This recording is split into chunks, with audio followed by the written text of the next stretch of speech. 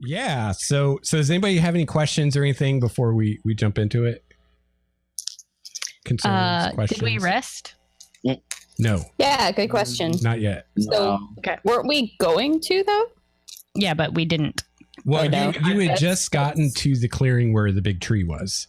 Right. Passed out. And Yeah. this is a place where you can rest, but you just gotten there, and that's where we stopped. So I pass out. I remember you did, and I Yeah. put a little blanket over you. So Quincy is getting a rest. Because I remember we didn't get the benefits of a rest last time. Because Yeah, we had Right, like a right. point of exhaustion, and Quincy had 2. Yeah. People are 2 points of exhausted. exhaustion. Very Yeah. grumpy. Yeah. Like he needed to be any more grumpy. Wow. We didn't need that. Agreed. Quincy All right. also agreed. He's at the perfect level of grumpy usual. All right. So I'll start out with giving you, I don't remember how well I described this place last time. Probably not very well because it was towards the end of the session. So this place that you've come to that Destriel, the Fae unicorn, has led you to is this large circular grass clearing in the middle of this forest. Oh, that reminds me. I was going to try to figure out how big it is because I'm not very good with, but it's big. Like not as big as a football field is long, but it's pretty sizable, kind of round grass clearing. And around the edges of it, along the tree line, there are these huge oak trees, just really big, really old oak trees, evenly spaced around this circle.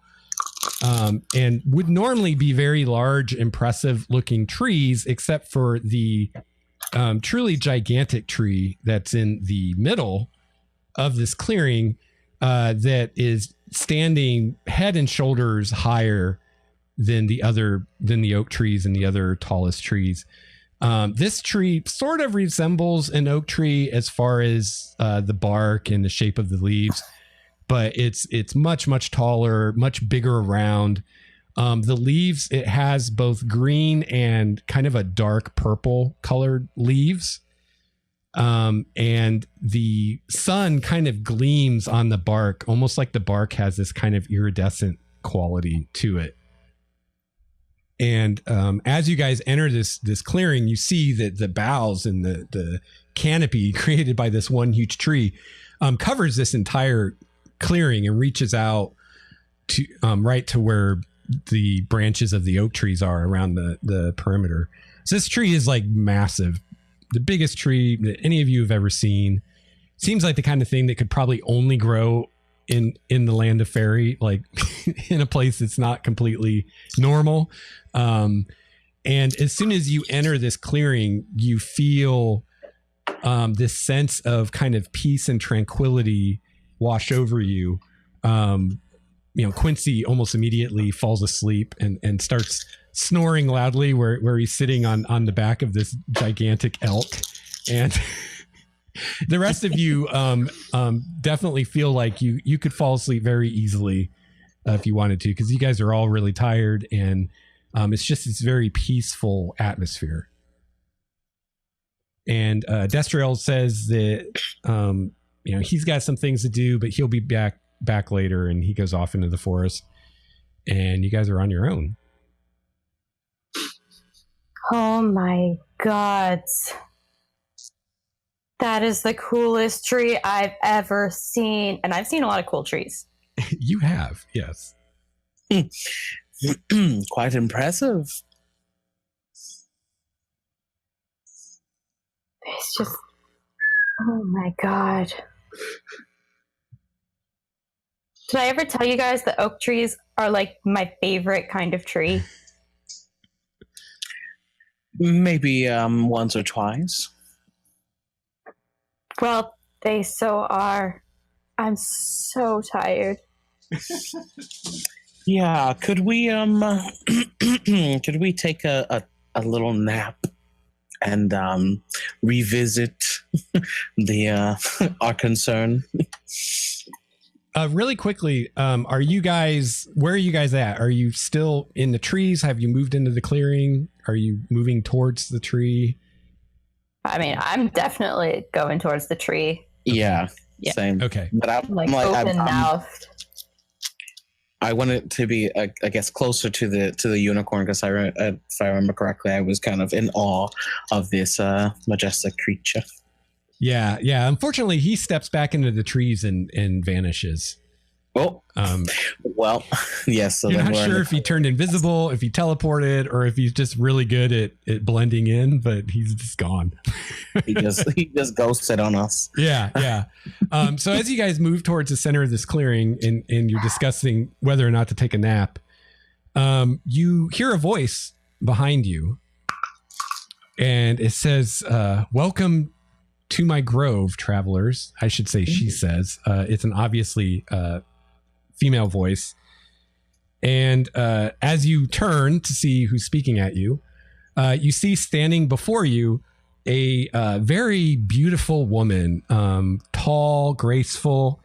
She's got long flowing hair, the dark brown of the you instantly associate the dark color of her hair with like the most fertile like earth that you've ever seen. Her eyes are the color of a summer sky, which in these parts is kind of a purplish blue color. She wears a beautiful translucent gown that seems to be made of leaves, lavender and pink wildflowers, and mist. And she's very obviously a fae being of some kind. And she smiles at all of you, gives you all a warm smile. And I immediately bow very low to the ground. I copy Larissa. I copy fear copying Larissa. Does the bow get worse every time? Yes. it's like a wave of bows. Yes. I grab Miguel by the shirt tail and yank him down, and then I take a knee. Okay. Make him bow to. She smiles as you all pay your respects, and she says thank you, that's very kind of you. Her voice is very strong and womanly, kind of a deeper voice, and as she steps towards you, there's kind of a shift of the breeze, and you get this scent of lavender and roses and honeysuckle kind of coming from her. Bryn, you instantly know what this creature is. You've actually met one before. She's a Dryad, which is a fairy tree spirit. Yeah, I got you. Greetings, Madam Dryad. Is this your beautiful tree? Yes, it is. My home and my prison, as it were. Your prison? Yes, well, that's a long story. I mean, we have time. I mean, we're kind of tired, but I'm sure we can. I have to hear it. Please. It seems so. It's so surprising that such a beautiful tree could imprison anything. She says, yes, I'd be happy to tell you my tale, but please come closer to the tree and rest. You all look very tired. And she leads you to the tree, and you notice, something I forgot to describe is, you see where the great trunk of this tree meets the ground. You can actually see some of its huge roots like radiating out. They're actually partly above the surface of the ground, like just the tops of them, to where it almost looks like spokes of a wheel coming out from the tree as these roots go across the ground. And you see between two of these massive roots at the base of the tree, there's a kind of a burble of water coming up from under the ground, and there's like this little pool of very clear water at the base of this tree, and she gestures for you all to drink, and reaches up, and as she reaches up, some of the lower branches of the tree just kind of seem to lower down to where she can reach them, and suddenly fruits appear on the branches, and she starts picking fruits and handing them to you guys. They look sort of like peaches, only they're purple.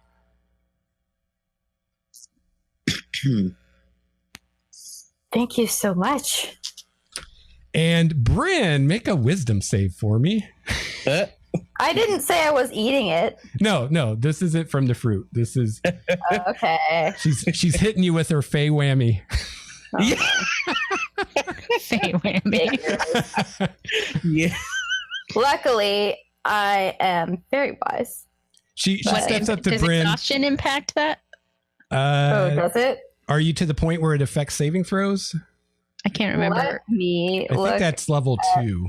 I think level 1 is just ability checks. Disadvantage just on Quincy ability then. checks. This is a saving throw, Yeah, so it's so not it a wouldn't check. affect this. Yeah. Yeah. Okay. Not yet. Ooh, that was a natural 18 plus 7 is 25. Okay. Right? 25? Yeah. 25. Yeah. So you definitely made it. So she steps up to Bryn and she says, I've not seen one of your kind in a long time. And she reaches and like takes your face in like her hands, and she like kisses you on each cheek. And that's when you feel this kind of tingle around you. And you feel like her magic kind of pressing on your will. And you can tell that she's basically trying to charm you. But you're able to resist it. Look, ma'am, there's really no need for that. Oh, yes, of course, she says. And she smiles at you and gives you a wink. And then she looks at Larissa and she says, oh my, she says, I can see that you've spent time in the land of Faerie before. I might have. Should I say welcome home? Thank you. And she hits you with the whammy, Larissa. Make a wisdom save. Uh-oh. Oh, here we go. First, you don't succeed. Right. Can I use counterspell? No, it's not a spell. Okay. It's just a natural thing she can do. Well, Natural whammies. that would be a 5. Okay, so you are charmed by her, Larissa. You're Can I just spell? suddenly impressed with just how gorgeous this woman is, how musical her voice is, how wise her words are, and you're just I say favorably I say- disposed. Okay. So I say to her, have we met before? No, I don't believe so, but I can see the mark of Faerie upon you. It's obvious you've spent quite some time here. Thank you. Would Thank you. I flip my hair. having just been charmed myself, would I have noticed that she did that? You don't, you know that she tried to charm you, but you don't know. Well, I tell you what, make an insight check. All right. So I still have disadvantage. Manny, it like you still have free will. You just like any request she makes of you, you'll take in the most favorable way, but you're not under her control or anything. Okay. Phoebe? Curse that. I got a 17 and a 2. So Oh, disadvantage. yeah. So that's a 9. No, wait, that's perception. Never mind. Insight 6. Okay. So I guess Bored to me. Manny, how obvious do you think it is that Larissa has been charmed? Is she just like I mean, Larissa was awed by this creature, like from the moment that she walked in without her being charmed. So it's more of that same attitude towards her. All right. So I'd say that you guys can tell that she's kind of enamored by this creature, but not necessarily that she's charmed per se. Yeah, I'm just jealous. Nobody wants to charm me. So yeah, No, Larissa's my BFF. I don't want Larissa to like anybody else. she offers you water and this kind of peach like fruit. Oh, I eat it and drink it from the water. Okay. All right. I don't. I say, I'm wiping purple off my face. Why you know? It's so good. It's real good. It is really good. And Larissa and Fear, you both lose a level of exhaustion if you had any, as you eat the fruit and drink the water. It seems to refresh you. I'm like, yeah. Yes. Like, wow. I'm suddenly energized. Yes. You really feel that good? I feel good. Do you feel different at all? Yes. Much better. I feel like I took a nap. It's amazing. You should have this. Yes, you should. Don't doubt it. Embrace it. The Dryad seems very amused by all of this, by everyone's caution and paranoia. Fine. I just take a bite of the fruit. I turn to her and I say, so what can you tell us about the tree, which we're here for?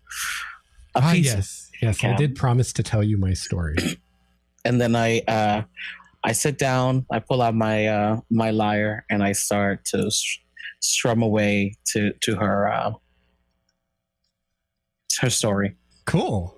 Do you want a performance check to see how bad I play? Sure. Why not? I would hope that you wouldn't play badly. Yeah. You're a bard. 29. Wow. Yeah, so terrible. bad. Yeah. So pitchy. Yeah. Wow. Yeah.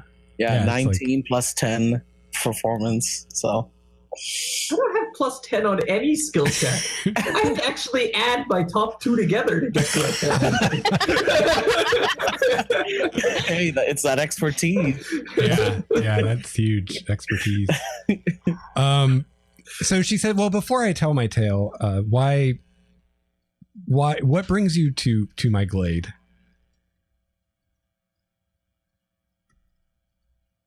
Well, we were hoping to maybe we heard that there was a super awesome magical tree, and we see there is indeed a super awesome magical tree, but we heard that it had powers of protection, and we were wondering if we could possibly seek out those powers in order to, there's like this village, and it's kind of like next to a demon portal thing, and like a witch is threatening it. So, I mean, protection would be nice, maybe? I see. Of course, we would, your permission and everything. We don't really know how it works. She says, well, let me tell you my tale, and perhaps there's a way we can help each other out. Says, so I started my life as no one particularly special. I was a member of the noble Fae, but not high ranking by any means. And I lived my life as one does, and enjoying the days as they passed, and until it happened to come to pass that a group of mortals like yourselves were traveling through our realm, and came into the area of the forest that I called home.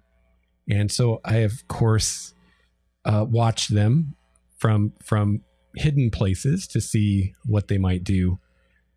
And among these adventurers, I believe they're called, was one particular fellow who was very beautiful and quite impressive. And I found myself quite taken by him, even just watching him from afar. And so I waited for an opportunity when he went off by himself one night, and I revealed myself to him, and we became friends, and then we became lovers, and that was the happiest time of my life. Unfortunately, the queen learned of this and did not approve, and in order to punish me and make an example of me, she cursed me and bound me to this tree. And although it is a beautiful and wonderful and magical tree, I am much more limited than I was before, and I can't go where I would want to go. And most distressing of all, since this has befallen me, I have not seen my beloved Willem once. I don't know what's become of him. I hope that he still lives. But a time went by when I first was given this form, in which I slept and became used to what I had become. I don't know how much time went by, but I never saw my Willem again, and I would very much like to know what became of him and why he has forsaken me and why he never visits.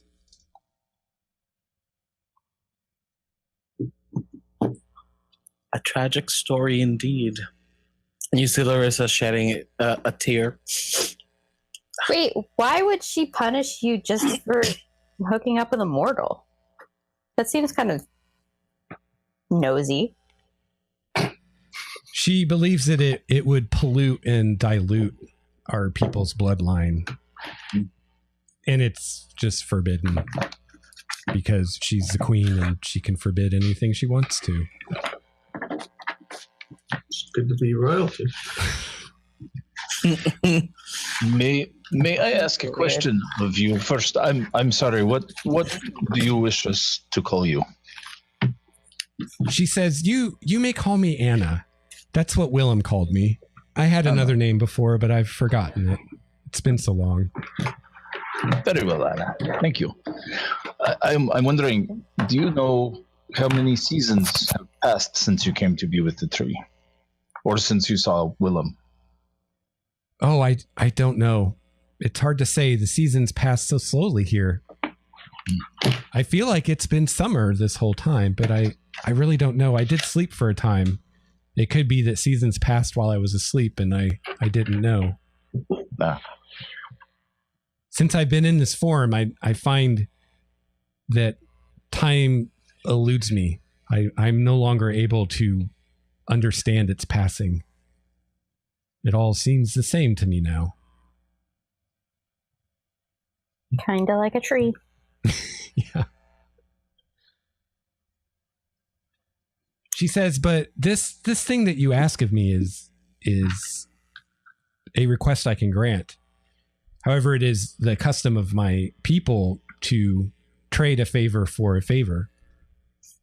I am trapped here, but you are not. It seems to me that perhaps you could find what became of my Willem and let me know if he still thinks of me, if he still exists out there somewhere. Or if you have more information about Willem that we can use to try to find him. She says, well, I know he was an adventurer. He wielded magic. He was quite good with magic. He especially was talented with the unpredictable varieties of magic, the more chaotic types of magic. Do you know his surname? I don't know. I just know him as Willem. Do I know any famous wizards named Willem? No, Or sorcerers? no, you don't. Oh, Willem Dafoe. Yep. Of course. Oh yeah. He fell through a portal and ended up in Primordia. Fell in love with the fairy. You know, stranger things have happened. I tell you what, Danielle, make a intelligence check for me. The famous Willem. Do we know a Willem? Have we met a Willem? 14. Not yet. You do know that if he was an adventurer, chances are good he was a member of the guild, and the guild does keep pretty good records. So if there was an adventurer named Willem that was part of the guild, you should be able to find records of him and what happened to him. Bryn, you should use the stone. I already have it in my hand. I got a rock.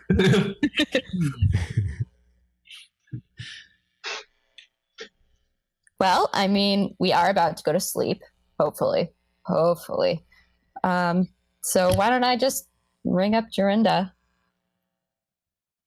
Is there anything else we can learn about Willem? Anna, is there anything that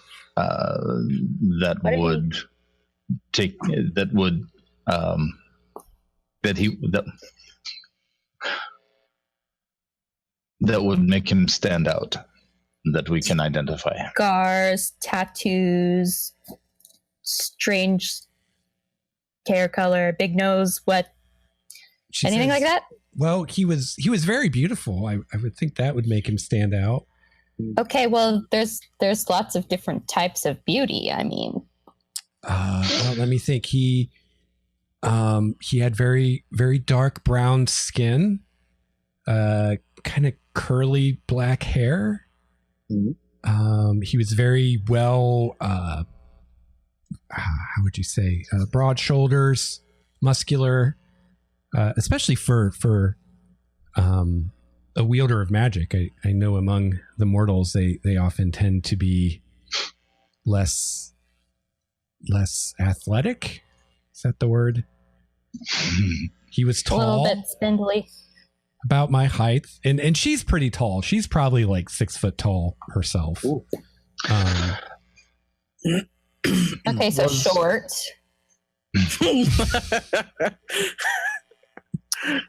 Was Willem? Do you know? Was he human? Yes, he was human. I'm sorry, I don't have more information for you, and I know that it may take you some time to discover this, and I am willing to help you, and I understand that you don't have a lot of time, so I'm willing to provide you with what you seek in return for your promise that you will find out what happened to him and let me know. I think, I look to everybody else, I think that is a promise we can give and keep, yes? Yes, that sounds very generous. Okay, so she goes up to each of you individually, and not Miguel. No, not Miguel. No, she actually doesn't go anywhere near him. She seems like she almost wilts when she looks in his direction. Like she doesn't seem to like him very much. Yeah, he's not one of us. Does this mean we can kill him? No. Okay, just checking. Here, you brought this guy. You were the one that picked this guy up.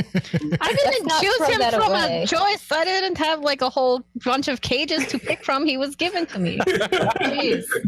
And honestly, like, how do you choose the best murderer to tag along with you? I don't know. And by the way, maybe there were worse murderers. Maybe they were like baby murderers. I don't know. It's not a competition I want to be involved in.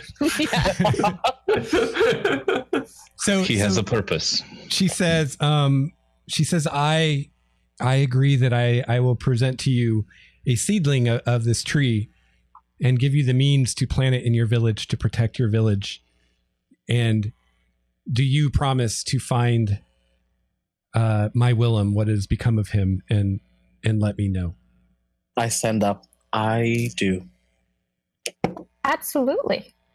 And she gives each of you a kiss in turn.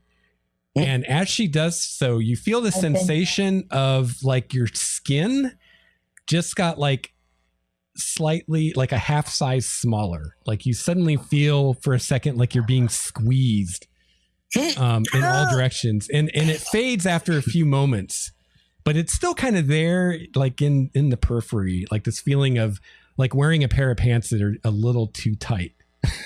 Oh, I don't like this at all. Can I ask what you just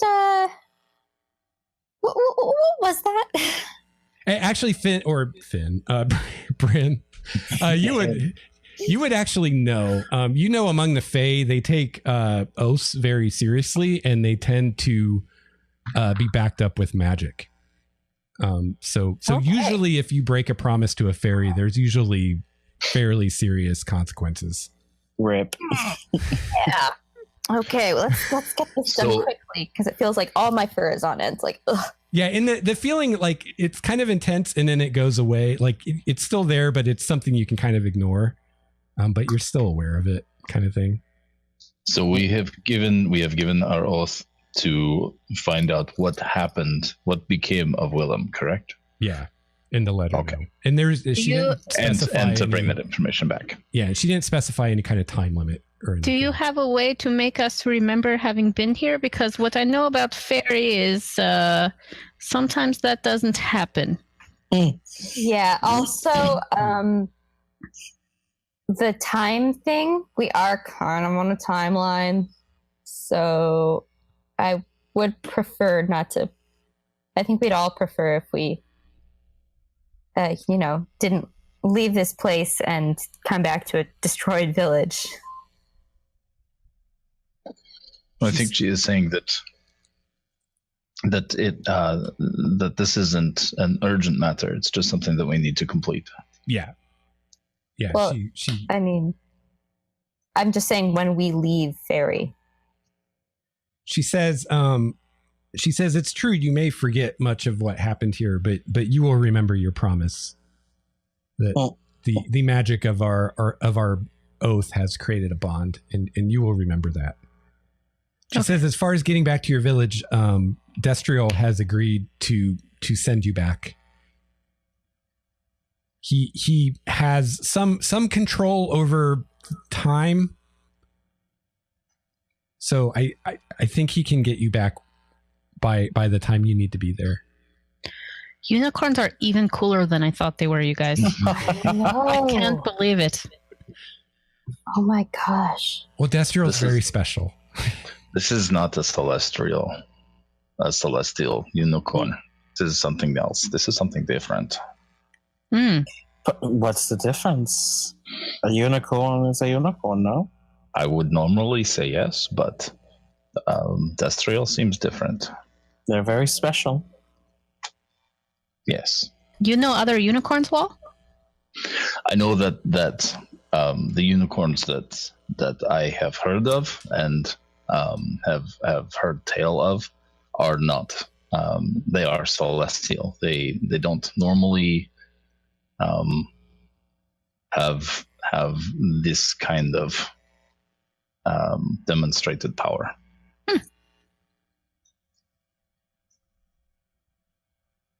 Well, all right then.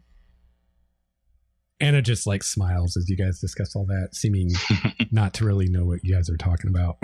I got that glazed over look, like right.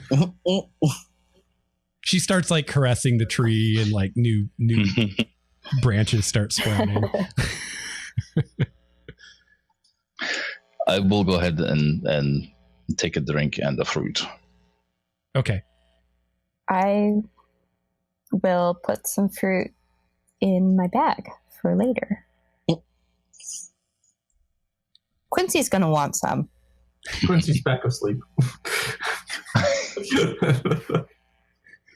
He woke up to a weird kiss and then went back to sleep.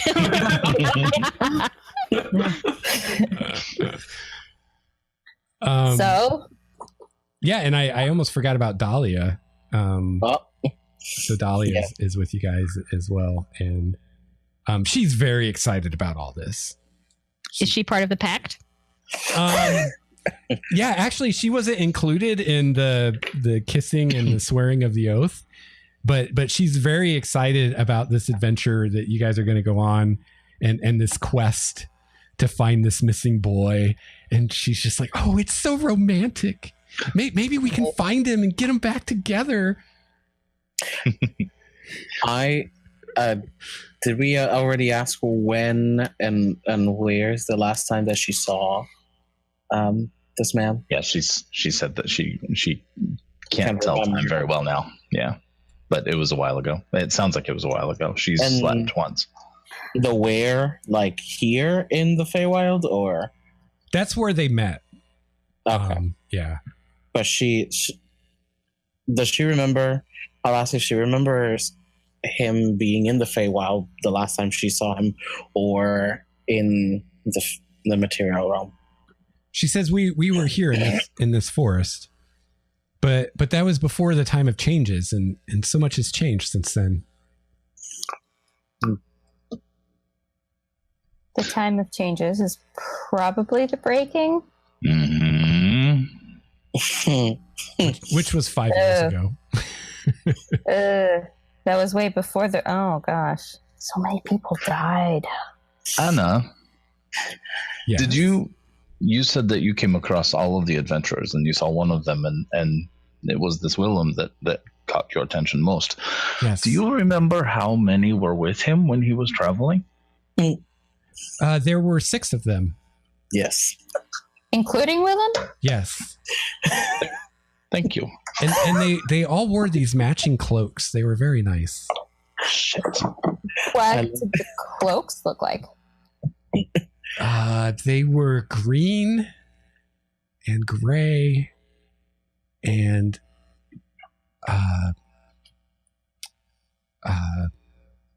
I don't know the name. And she points to one of the leaves, and one of the green leaves quickly turns to like it's autumn. It turns like a rusty reddish orange color. Oh. She says, and that color.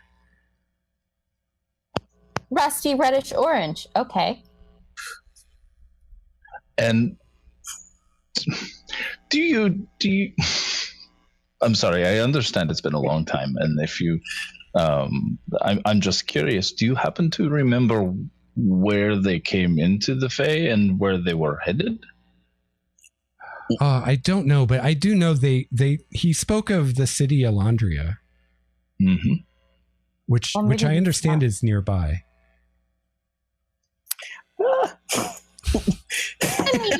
Yeah, you know, distances and all. Well, it's at least on the same continent, right? 3 fairy kilometers, whatever that means. Kind of like the imperial system. Nobody else understands it. Seriously. 17 smoots. Well, if time Still is don't know how Fahrenheit works. yeah. God, I wish I knew the metric system. I wish I understood Celsius.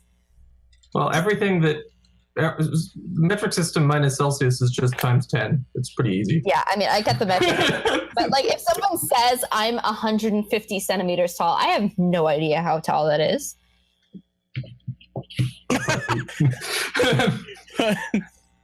Okay, the Canadian doesn't know either. All right, I feel better. 4.5 feet. Yeah, I was going to say 1.5 meters, right? Yeah. And a meter is a little bit more than meters. So yeah. I am a little bit challenged when it comes to like distances on a good day. Like, I'm really bad at like just estimating anything. I could look at a crowd of people and be like, there's like 10 to 100. I don't know. Yes. I'm a little bit number blind. Fair enough. Yeah. But yeah. So, okay. Green, gray, rusty, reddish, orange cloak. Willem, his dark skin, curly back hair. He's kind of tall and broad. He's a magic user. Who's done a chin-up or a push-up at one time. Which is so unusual. And I actually, well, I guess I don't have to show you a picture because you haven't seen him. I had an idea what he looks like, but never mind. Spoiler alert. Spoiler. We don't know yet. Well, him. All right. I have to craft this somehow into, what was it, 25 words? Yo, yeah, that. We in Faerie. Location. In Faerie. Looking. What? Okay, maybe not looking. Is there any guild record of a Too many words. Do you know? William. Who is? Willem. Who is? Who is? Well, she might not know. He could be like super really old. He could be like 500 years old and he could be super dead. The older the better. I'm so sorry. He's probably not. We'll find it.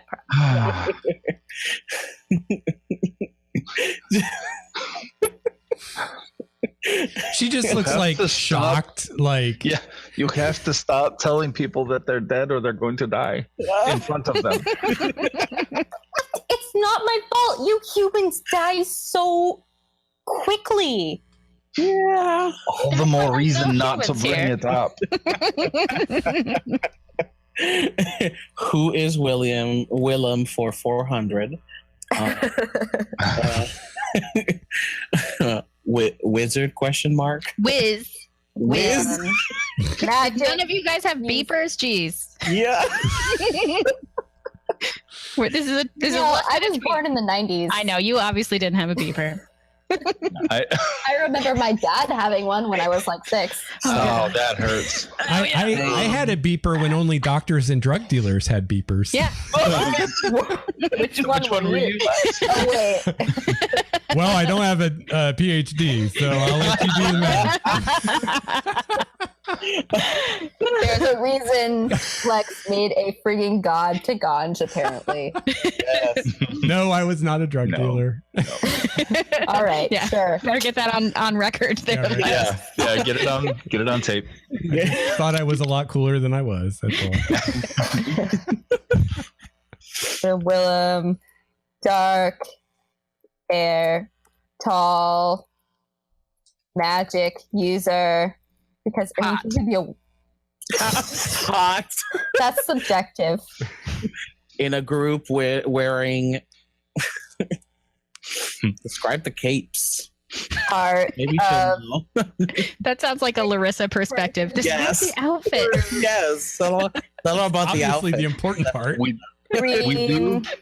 do know that the capes or the icons on the capes are a symbol that everybody knows for adventurers. So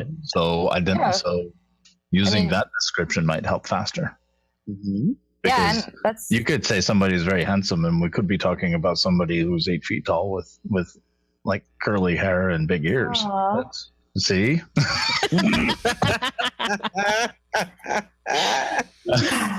he's dead now. I'm sorry, I did not mean to bring up another dead person. It's okay. Most people I know are dead. Hung like Are an oak furbolgs tree. like really cool with death? Yeah, okay. Is that a thing, or is that just Bryn? Bryn is really awkward, and most everyone she knows is dead. Also, I mean, death is a very natural part of life, so furbolgs are a little less death phobic than. So are you like an emo furbolg? Like goth? Did you not notice the strand of hair covering her one eye? Star makeup. She did ask for a little more shadow under her eyes. favorite type of tree. No. Is it the Bryn's a weeping dork. willow? Yes. Yo. Oh man. It's just no. I swear, I'm a very happy person. It just keeps coming up in conversation, like whenever. I feel like Craig is doing like method D&D. His character's asleep, so he's like, I'm out. I can't. I don't want to know what my character doesn't know. So they were green cloaks with gray and like dark orange. Yeah, Deep like an orange? autumn orange. Deep orange. color. Did they have a symbol on them? Turning to Anna now. I don't remember. I'm sorry. I feel like there we was know a group- there was. Do we something. know a band of these people that have this description of cloaks? You don't, but you know that each adventuring team has their own colors. So That's why I'm saying he asked Jerwinda because she, she's kind of in a bureaucratic role over there, right? yeah. Or, I mean, That would narrow it. Knowing the colors of their cloak would narrow it down quite a bit. If there happens to be a bunch of Willems in the guild histories, which is probably a pretty common name. I mean, I don't know. I don't really get names, but is that like a common one? Turning to Elandrians of birth. It's probably like Mike. It's pretty common. Well, Or William. Willem, it's like Bill or Michael or Steve or Joe. Willem. Yeah. Well, I'm sorry, go ahead. no, I was going to ask, did we get nice looking capes? Nope. What the heck? Not yet. Well, you guys aren't technically members. We're We're not. We're provisional. Yeah. This is the longest jumping in of all time. Yeah. Right? This is this is our hazing. Exactly. Well, you were told that if you pull this off, this mission that Dorinda sent you on, that she was going to see that you were inducted. So, Sponsoring. Yeah. and I mean, actually, technically, you guys have already fulfilled the letter of the mission that you were sent on. You're kind of going above and beyond now. So We just need to go back and get the cloak. Well, why didn't you bring them But with you here? Damn Get it! I your- always forget the outfit. I have the wrong priorities, I guess. Always. Hey, Lex. Yeah. Does Wahl recognize the colors of the cloak as they're described? No. Okay. Okay. From let's stop. not from history, but from like dreams. Oh, yeah. No, it's not the same. Okay. as those. Yeah, that's a good question though. I didn't even Thank think you. about that. But yeah. No, that's different cloaks. So I crossed that part of my notes out. Is that what all the knowing nodding was about? I was like, did I miss something? Yeah. Is there some D&D canon I don't know? Damn it. Okay. I think Yeah. I'm Wahl had a exact- dream about some people with cloaks. Yeah. Yeah. But different cloaks. I'll say, well, I would like to get some sleep. Maybe we can talk about it when we're rested. She says, well, you're welcome to sleep here, or would you prefer to go back to your village? Here's good. Unless we can, yeah. Don't they magic us back to the village? Like, I'm not sure I want to sleep in Faerie. How long does time pass while we're asleep in Faerie? It doesn't sound good to me. Well, apparently the unicorn is going to take care of the time. Yeah, so why don't we just go now and sleep in the village? I'm a little weak. What if we have to face the witch when she gets... Okay. You're very conservative. I get it. Cool. No. I have to be in my best looks. I understand. Okay. I do recommend we try to take watches again, though. Yeah. Sure. Maybe that way we can keep a better track of time. Yeah, let's let Quincy sleep a little more, though. He can be last. Yeah. Oh, he can do makeup with me. I'm sure he will love that. I can take the first watch then. I can too. There is one spell I want to cast before I start my long rest. Okay. The Wall's going to cast Find Steed. Oh, cool. Yes. Ooh. Please metal. do something really nice now that we're in the Feywild. Yeah. So what kind of steed do you want to call? Looking at the options, I think I'm going to go with Warhorse. Okay. So it would be a celestial in the form of a warhorse. Okay. So That way we have an extra back to carry stuff if need be, and somebody strong enough to help out in combat if need to. Nice. I turn into a matching warhorse. Just kidding. I don't think I have any beast shapes left. I grab Miguel. I pull him over towards the tree, and I say, "It's time to sleep." And I cuddle. I cuddle Miguel. Yes. Oh, and that reminds me, Anna, as you're doing that, Larissa, she looks at Miguel and kind of wilts when she looks at him, and then looks at you, and she says, I let him go. What is the manner of this creature, and why is it with you? Well, we are. Long story short, we're going to sacrifice him instead of one of the villagers. We couldn't. Right here. Yeah, I know. She says- That's such a joke. I say it again and still then we're gonna sacrifice. He won a contest. She says, I see you have him restrained, but he still seems dangerous to me. And she like looks at him, and as she does, these vines come up out of the ground and like wrap around his body. And pretty soon he's encased in vines, except like his nose is sticking out. And that you so are validated. by far the that best. Yes. And there's like flowers like growing all over the vines. And Oh, we could have really used prettier you. now. I say, I don't think that was necessary, but okay. you guys hear a muffled. Take deep, shallow breaths. Wait, no. Don't struggle. Slow, Deep shallow. breath. Yeah, the Dryad says, if you breathe slowly, they won't squeeze you quite as much. Oh, I hold my hand up for high five. She like looks at your hand for a second, and she like traces a finger down it, and like you suddenly have like these rings made of like vines and flowers on your hand. Nice. Pretty cool. she liked it, so she put a ring on it. No. Oh no! Are we somehow fairy married now? Very married. The only way to get married. If I walk backwards around the tree, are we now married?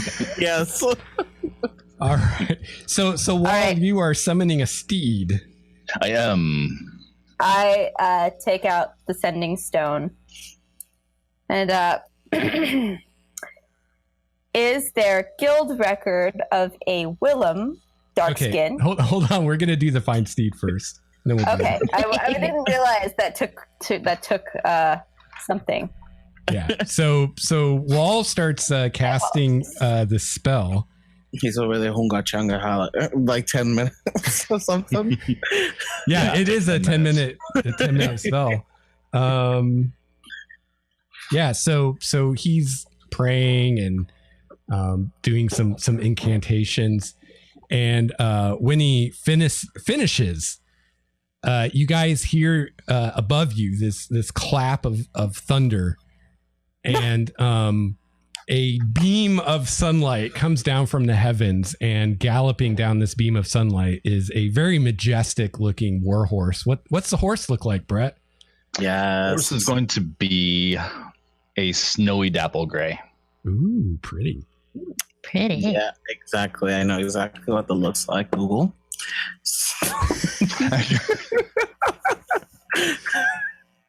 Please don't name the horse Google. Oh, no.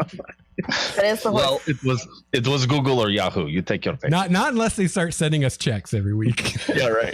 It's whatever you do, not Bing. Oh, Yeah, that horse won't last very long. Oh. Ooh. I don't know. Firefox the horse could work. Firefox. wow. Firefox the horse. That's just confusing. I vote for Netscape. Let me see. All right. Bringing it back So around. Does it come like saddled and all that stuff? No, it doesn't say that it does, but I think I can. No, it doesn't say. Maybe you just have really strong legs and you can do it without it. Yeah, that's actually interesting because it doesn't specify in there, but it calls it a mount. Yeah, let's say it comes like it has a saddle, like a nice like military saddle. Wow, you talked about sun. It came right back down. Wow. It's not much use without like the saddle and stuff. So. Yeah, right by the hair. That's right. For just yourself. don't try to use a lance or anything because you've got no stirrups. You'll just go right off the back of the horse. So yeah, it's got the saddle and everything. Yeah, and I mean you can always get like a nicer saddle and stuff for it if you wanted to, but it comes it comes equipped. It's magical. Why not? Yeah, exactly. Like the basic saddle that would like come with the Briar horse. Nobody else had Briar horses as a kid? No. Well, no, it's a war horse, so it would have, the saddle probably has a place to like where you can couch your lance on it, and it's got all the necessities that a war saddle would have. I don't know a lot about such things, but just I've been to medieval times a couple times, so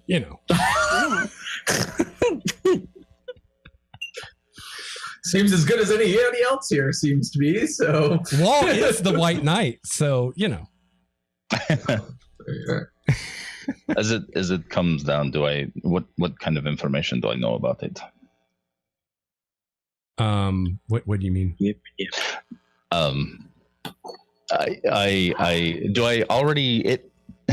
It comes telepathically linked. Is that true?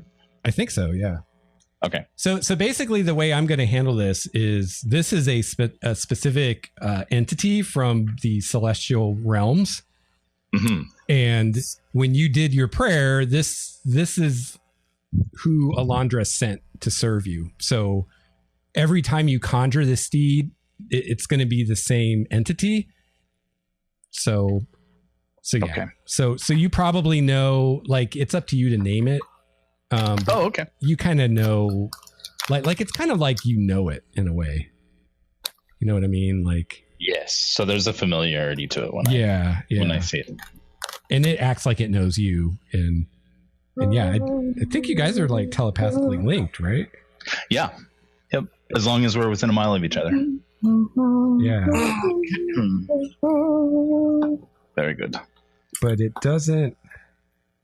I thought it said something. It understands some languages, doesn't it? Based on its intelligence, I think.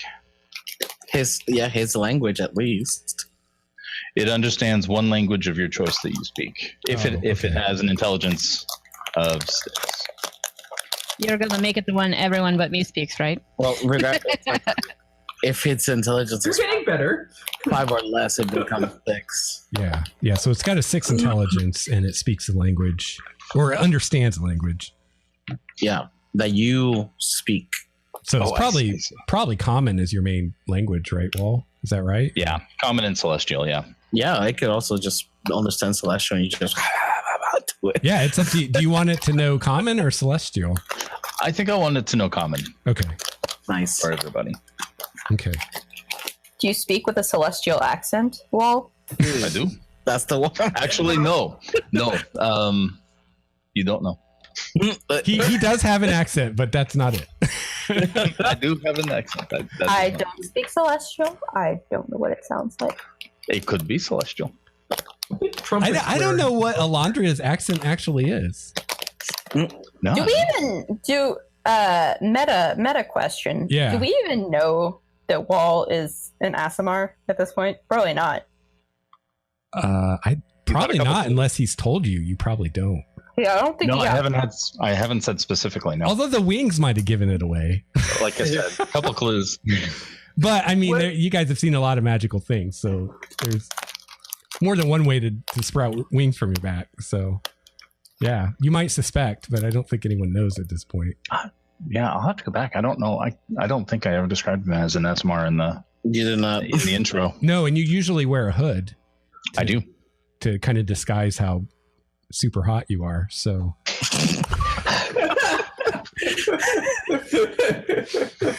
This is what I like about the role playing. It doesn't have to be real. well, it says Aasimar is super hot. I mean, that's not the words they use, but this is basically what they're saying. Like so much so that they disguise themselves to not stand out. Yes. Yeah. It's a problem for a lot of us. Yeah. I don't know. Yeah. As far as Bryn is concerned, it's like, it's like human, pretty human flambe. Flambe. Are you calling me human flambe? Yes. There. Call Smurf. Tall Smurf. What is a Smurf? There are these fictional creatures in the child's storybook I know. Oh, are they Smurfs cute? are now canon. That's a thing. They're very cute. You're very cute. Aw. So I have a name for. Sure. I have a name. for Oh, the cool. horse. What's his name or her name? Kravitz. What'd you say? Kravitz? We're gonna call him Kravitz, Like Kravitz. Lenny Kravitz? as in Lenny Kravitz. Is he Jewish? No, the horse. I don't know. I'm not checking. I want to get away. I want to get away. I think that's the joke of the show there, Brett. Yeah, that was really That was a time to lob. I just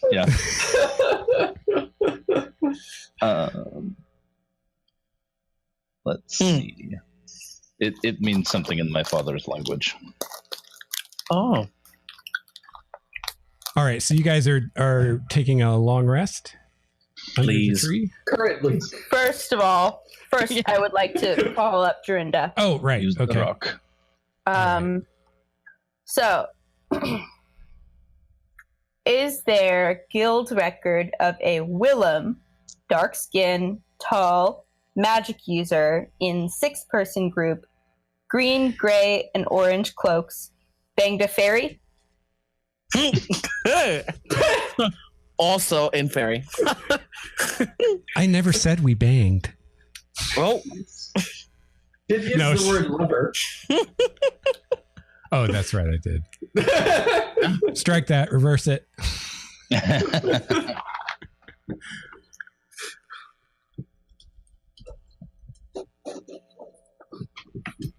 I will wait for a reply. Okay. I'm composing the reply.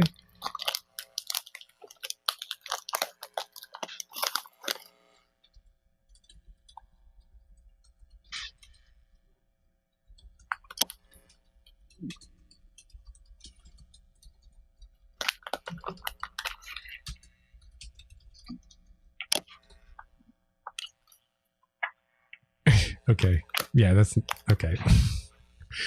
So this is the reply you get. If such a person exists, they will be in the guild records. I can't check now. Very busy. Someone is assassinating the founders. what? What? Who are the founders? Great. The founders are a group of super powerful beings who created the guild like hundreds of years ago.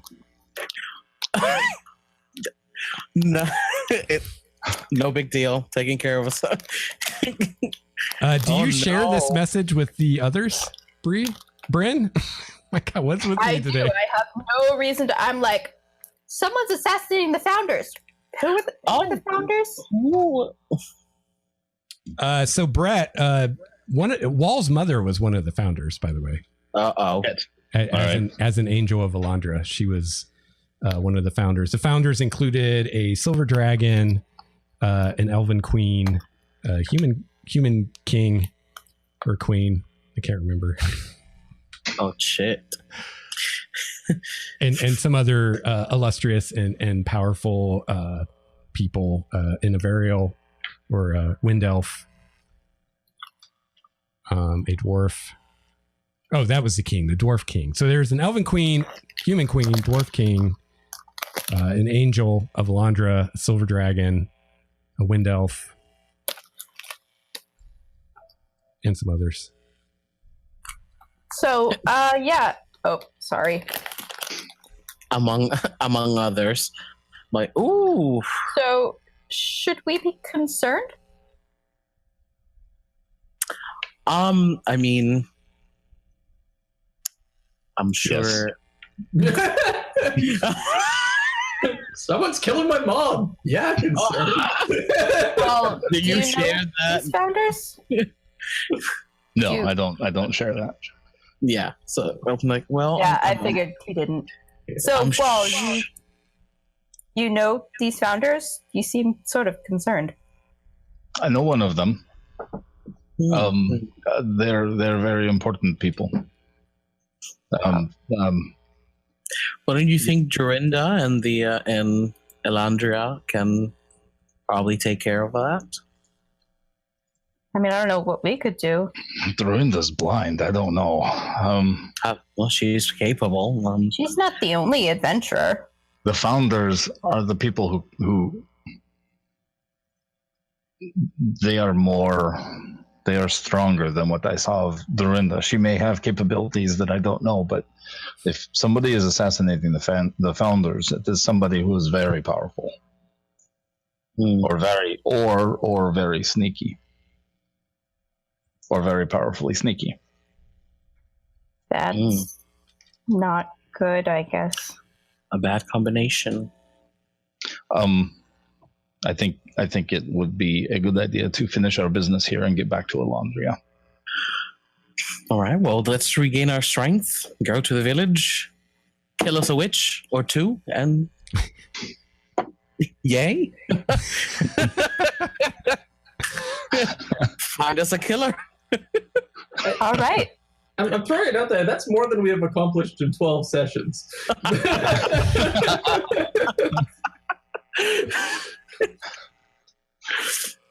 Man, it did take us a while to get here. Well, you guys are level 5 now, so that helps. That's right.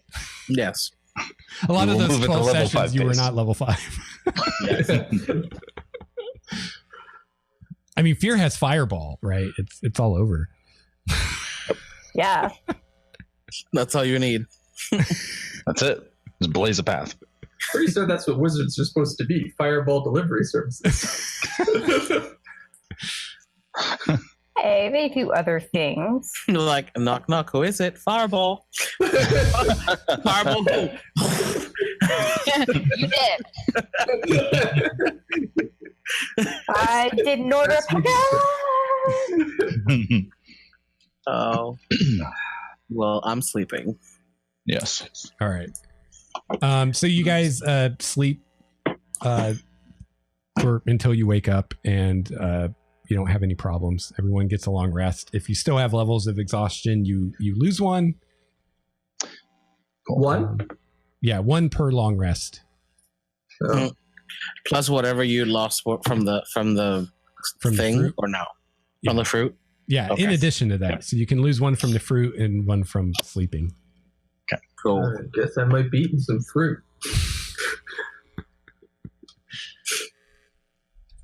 Oh, that's right. Yeah, we saved some fruit for you.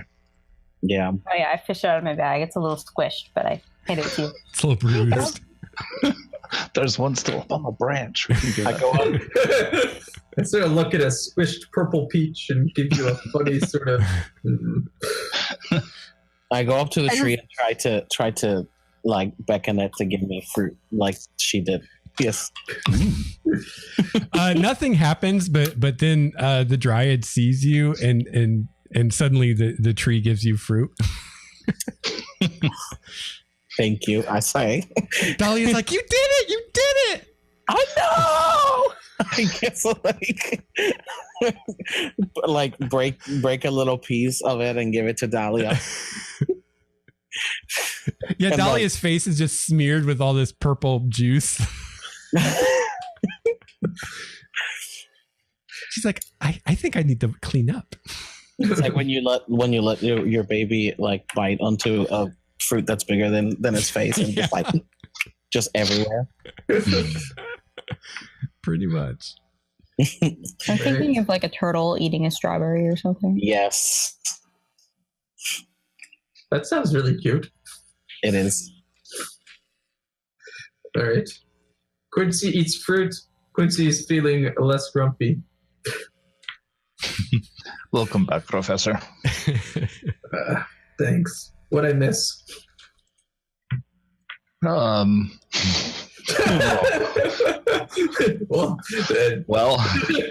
yeah. You wouldn't happen to know a guy named Willem, would you?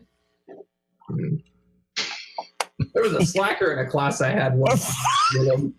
What did he look like? Young. Didn't have a very good work ethic. Kinda shifty. That's not a look, Quincy. Oh, it's a look. He had a shifty look. Yeah. Looked like a slacker. Lazy. I'm now Short, picturing blonde guy. Quincy as Mr. Strickland from Back to the Future. You're a slacker, McFly. You'll always be a slacker.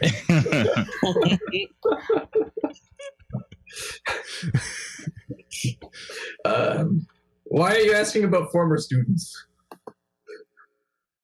The Dryad is just wondering where her long-lost paramour is. Okay. We have made a promise to look for an adventurer named Willem. We have a description. We're just trying to find some information on it. But apparently something else is happening in Elandria. I'm sorry? I seem to remember that. Like I'm supposed to be doing that for some reason. I mean, you were sleeping, and we kind of made the deal on your behalf. We made the promise for you. Don't worry. Thank you. If you were worried that you didn't get it on the deal, worry not. What's happening in Elandria? The founders are being murdered. Who the hell could murder them? I don't know, That's worrisome. but this bothers me. Yeah. Damn. But Anna, this is Anna, by the way. She has agreed to give us a sapling to take back to the village. So I'm hoping maybe we can get to the village, take care of that, and then go back to Elandria. Sure. Yeah, I think we should be back in Elandria as soon as possible. It sounds like they need. I don't know what we can do. Maybe kill the witch in the meantime. I don't know. Right. All right. Well, we've got a to-do list. Let's get to doing. Well, Brett, Yes. Something. What's the word? Something encouraging for you is the last you knew, your mother was not in the city and hadn't been there for like years. Like it's been For a probably while, yeah. like 2 years since you've seen your mom. So Okay. she's you don't know where she is, but Right. You're really stretching the glass half full metaphor here. she probably wasn't there. She's probably fine. Most likely. She's probably on the celestial plane somewhere doing some kind of angel duty or something. She is not getting hunted down. Don't worry. No, but still, as a former Queen's Guard and kind of like a protector of Elandria, it's freaking me out that somebody's able to kill off the founders. Yeah, and you might be actually concerned about the queen because if someone's got the balls to kill the founder, why not the queen while they're at it? Right. I say to Bryn, do you remember how many so far were killed? Did she say? Didn't say. She just said, I can't look it up right now. I'm super busy because someone's been assassinating the founders. We should befriend some other scholar and have her give him the stone so that if we need information, he could be our library. He could be our Google. Maybe. Our Amazon. What is that? Alexa. That's what I should have named the horse. Yes.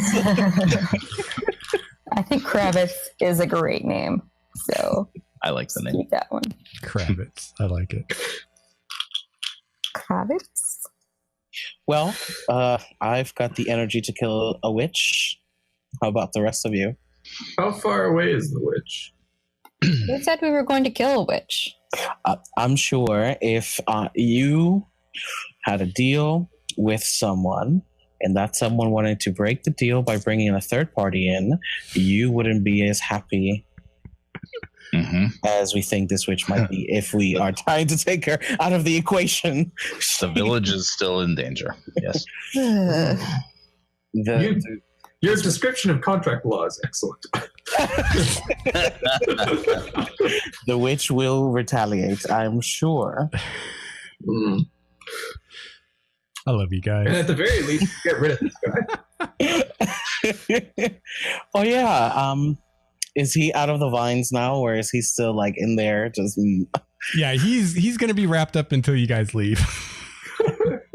Okay. Fair enough. I like. I'm sorry. Go ahead. No, I went to open, break the vines around his mouth and then feed him. Okay. While she's doing that, I say, "Oh, Anna, is there a way that we can take these vines with us? We just leave it. Would it hurt the tree if we just keep him bound in those and just put him on Kravitz like that?" Oh yes. I can do that. And thank you. As she says that, the vines pull up out of the earth, and he promptly falls over, laying on the ground now like a cocoon. I was just feeding him, and he falls, and I'm just like, "Ooh!" You hear him grunt when he hits the ground. He's like, "Ugh."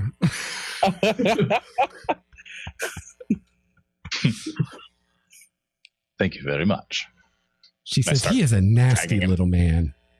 He is. He has a fate. How could you tell?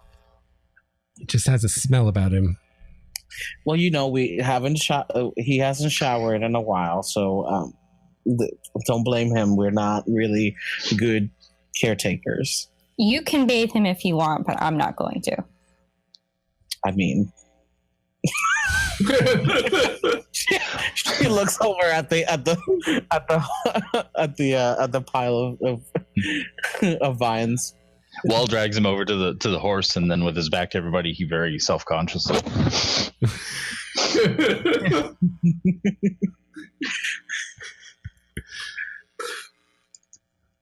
So, shall we go? We shall go. Let's find the unicorn. The sapling. Oh yeah, that would suck. We just Is that the entire time we were here? Nice visit. Come back. Come back. Hey, what the thing? It was nice to meet you.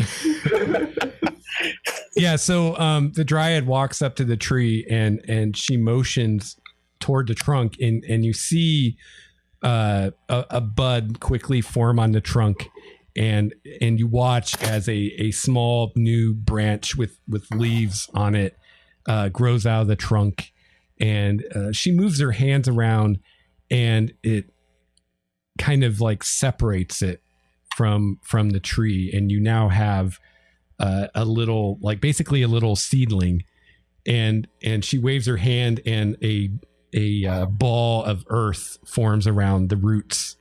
So you've got this earth ball with a little seedling coming out of the top, and she hands it to Bryn, and she says, when you plant this in soil and water it, it will grow very, very quickly. And I believe with your skills as a druid, you can help it grow even faster if you like. Nice. Okay. Does it have any special care instructions, or does it just kind of hardy? Yeah, she says once it gets to a good size, it will be very, very strong and hardy. It's just when it's small like this, it's fragile. All right. And we only have to feed it a villager once every 3 months instead of. Oh. It just seems more economical to me. It really does. Yes. Water and sunlight is all it needs. All right. the rest it can provide for itself. Well, thank you very much. We will find your boyfriend. Worry not. I'm We will sure come that back you to you will. as soon as we have information. I'm looking forward to seeing you again. And with that, the unicorn steps into the glade and starts walking towards you guys. I said, "Oh, there you are. You missed out on all the fun." He kind of ignores you all for a moment as he goes over to Kravitz, and they greet each other as horses do. I step back away. and they seem to like kind of like they're buddies. And Seems enough. Yeah. And then he comes over to you and he says, if you're ready to go, I can send you back to your village. Everybody? Directly to the village. Skip the trip. Well, I'll get you close. Ooh, Not close enough to cause alarm. you're very useful. Humans are very skittish. Very wise, yes. He Thank you. says, That would be a tremendous help. you will need to join hands, and then one of you will need to grasp my horn. I'll do it. Okay. I've heard that before. I'm not falling for that again. Sorry. Just 1 second, and I run to the big tree and just like give it a big hug. I can't wrap my arms around it. It's too And big. then I I'm say- just like, Tree hugger. and I turn around and say, "Oh, thank you."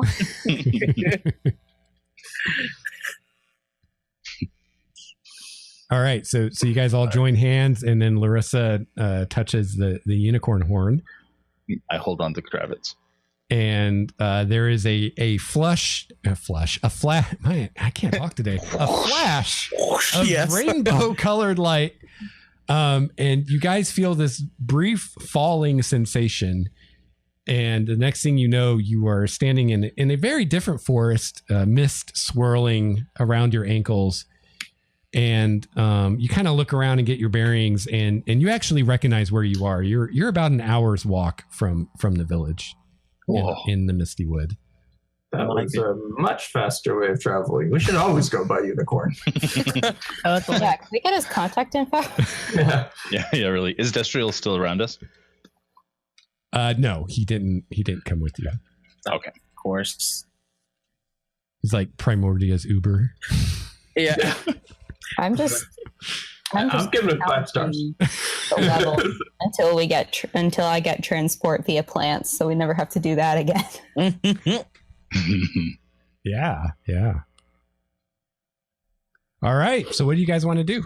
I think everybody's Well, back. I'm going to town. How far? If everyone is back, ready to go. Yeah, you're about an hour from town. Cool. Well, shall we go plant a tree? Let's go plant a tree. Figured I wouldn't get much pushback on that one. All right. Always in favor of more trees. So you guys venture through the Misty Wood for about an hour back towards Dianara's Rest. You're able to avoid any problems with any animals or creatures or anything. And as you approach the village and you come out of the tree line into the kind of the farmland around the village, you're surprised to see it's probably about midday. And you're surprised to see that you don't see any farmers out in the fields, which seems unusual. As you head towards the gate and the wall, you do see some soldiers on the wall or some guards, but not as many as you normally would see. And as you get closer, they recognize you and open the gates for you. And need my NPCs. So Wahl, you would recognize one of the guards by the gate is Joran, whom you've talked to before. He was one of the ones that used to serve in the guard at Elandria. So he's one of the guys that actually knows what he's doing. And, Jordan. Yeah, they let you in, and he says, "Oh, it's good you guys are back. You've been gone a while. We were starting to wonder if you're coming back." Okay, how long have we been gone, and where are the farmers? He says, "Well, the everyone's at the meeting. There's a big town meeting right now. I wish I was there, but someone's got to watch the wall. As far as how long you guys have been gone, that's kind of an odd question. Well, we've had an odd trip. It's been close to a couple weeks now, I think." Shostakovich. Okay. Well, as he says that, I'm just gonna storm for Logan's store. I think we should get to the meeting, guys. What's the town meeting about? Yes. Well, it's tomorrow's the day we need to send someone to the witch, and there's quite a debate about who to send. Right. Well, I think we have an answer solution. to your problem. So is Miguel draped over the horse, or he's draped over the horse, bound in now vines? Okay. Yes. Yeah. Okay. I say, actually, Jordan, we have a solution for that if we still have to do that. But you're right. Well, I think we won't have to. We have a volunteer. A volunteer. What crazy son of a bitch did you talk into that? Coerced volunteer. Well, volunteer is used loosely, but he won't. If you don't untie him and ungag him, he won't protest too much. We're forcing him to volunteer. Yeah, well and told. He says, "Well, it's not my call, but I don't think we'll be able to send someone against their will, especially an outsider." There might. We'll see what we can do. Yes. Yeah. All right. Well, the meeting's in the village green at the Very good. All right. One quick question. Carl, is he all right? Yeah, he's at the meeting. Okay. All right. Lucky bastard. Although on second thought, maybe I don't want to be there. I walked by there a few hours ago, and there were some very angry voices, let's say. Oh, what were they angry about? About who to send. Everybody's got their own ideas about who should be sent. All right. Let us go, everybody. Let's go into this Shirley Jackson scene here. Shirley Jackson? Who's Shirley Jackson? The lottery. Oh, okay. Yeah. You ever read that one? Oh, yeah. That was a strong influence on this whole scenario. Like, come on, you weren't supposed to make that connection. Well, if y'all had to read it in high school like I did, then, we probably will. I read it in middle school, which maybe was a bit early. Looking back. No, I never had. I don't know. I'm quite happy. All right. So as you guys make your way towards the center of town, actually, you could probably, the way the town's laid out, you could probably see the gathering of people even from here. As you make your way towards the center of town, you see that the Lord and Lady Mayor are up on a platform that's been set up in front of the astronomy pole. And around them it looks like pretty much every adult in the village is here, other than the guards on the wall.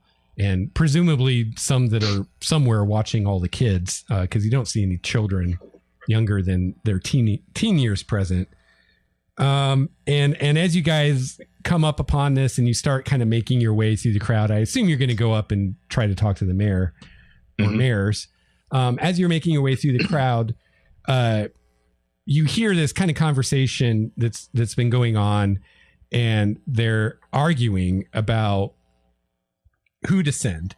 And Amanda, the lady mayor, basically says that her and her husband thinks that first they're going to ask for a volunteer, but if no one volunteers, they think the best way to do it is to draw lots and just let fate decide who has to go. And about that point, speaking of Carl shouts out very loud above kind of the din of the crowd, says, "Well, if anybody should go, we should send that halfling. He's an outsider. He's not one of us." Oh, Larissa is fuming. And then Verna, the innkeeper of the Applegate Inn that you guys know pretty well, she like rounds on Carl and starts yelling at him. And she says, Logan is a friend to many of the people in this village. He's a wizard at finding things that people need, pooling our resources together to the benefit of all of us. He's also a nice guy and likable. And she gives a look that basically says, unlike you, Carl. But she doesn't say it. And she says, he's as much a part of this village as you are, Carl. If anyone's going to get sent, maybe it should be you. And at that point, there's people like cheering Vernon, like, yeah, send Carl. He's an asshole. And there's people saying, send the halfling. He's an outsider. I nudge Larissa and say, do the thing. What's the thing? You're yelling. Huh? You know, the thing where you make your voice all big. Oh, yes. So I just use thaumaturgy. Okay. And I just said, silence! We have arrived. It works. Everybody in the village kind of like turns towards you guys as Larissa's voice like echoes. And I use prestidigitation to like like fireworks. They kind of back around, like you guys suddenly have this bubble around you as people back away from you, a little awed and intimidated by this display of magic. And you now have kind of a clear path to where the mares are, and you see them both looking at you, and the Lord Mayor, he just smiles, and the Lady Mayor kind of gives you guys this nod of like thank you, basically, and she motions for you guys to come forward telepathically. I'm like, Kravitz, come forward with me, please. Okay, he's like right behind you. Okay. And you guys, people kind of get out of your way as you guys go up to where the mares are. And they kind of motion for you to join them on the platform so they can talk to you. And as the rest of the village watches, Amanda says, "You've returned. I hope with good news. As you see, things are getting a little tense here." We have news. Where do we begin? First, hello. How have you been? What's new? I look over to Larissa and everybody and say, we have unfortunately lost one of our members, but we have gained another one, and I introduce Marco to them. And he's so stoned this entire time. He's been walking in a haze. I say, well, we have a couple solutions to the problem. First and foremost, I understand everybody is yelling and arguing about which person to take to the witch. We have somebody who, all right, I was wrong in saying that before, who has been volunteered. We can take to the witch, maybe. If I don't understand yet how the person goes off to do what they need to do, but we have somebody. So nobody from the village can be worried about being selected or having to volunteer themselves. We have somebody that we can work with. Malcolm says, wow, that's really amazing and really appreciate it, but we can't let one of you sacrifice yourselves. Oh, he's there not has one to be of another us. solution. So I understand. Yes. So I understand that before, up until now, everybody who has been going out to the witch has been a criminal of some kind, or some kind of person that nobody in the village liked. This particular person is somebody that nobody in the world would like. He is a very, very bad person, and so we will not be volunteering ourselves. This is somebody that we have that Fear has brought back from Elandria, who was sentenced to death already. Oh. I feel like it was the least I could do after I kicked shit off by stealing that guy's amulet. So All forgiven? Amanda says, you say he was sentenced to death. Do you have any proof of this? Yes, we do. Fear brought back the writ or the warrant or the sentencing, I think. Fear? Yep. He's like looking. Must have lost it in the forest. So Amanda takes it and she looks it over, and she shows it to her husband, and she says, "You've done us a great service. This is exactly what we needed. This is a solution everyone can agree to, I think." I hope so. And no, of course, I'm sorry, Bryn. Go ahead. I mean, we also have an even better solution than, sacrifice. This is just a temporarily fix for right now, yes. Perhaps we don't hold have up the to tree. sacrifice him at all because we have this. And then I just point. I still want to sacrifice him. I think I still want to sacrifice him. You guys feel One of that us has to kill him. you guys feel that somehow showing the mares this little seedling isn't having the impact that you expected as they kind of look at it and they look at you guys. And they Tell go, them what it does. Tell them what it does. So this is the seedling of a magic. We should just plant it and then wow them. Everything has to be She's not the performer you are. I mean, no one has your flair for the dramatic. Silence. Maybe I could. Well, it's a super cool tree and it'll protect the village and it's super magical. And we went to Faerie to get it, and a nymph like Dryad gave it to us, and it's gonna solve everything. I promise. Tell them this is the sapling. This is from the tree that the half elf was talking about. The halfling. Halfling. What did I say? Half elf. he was half something.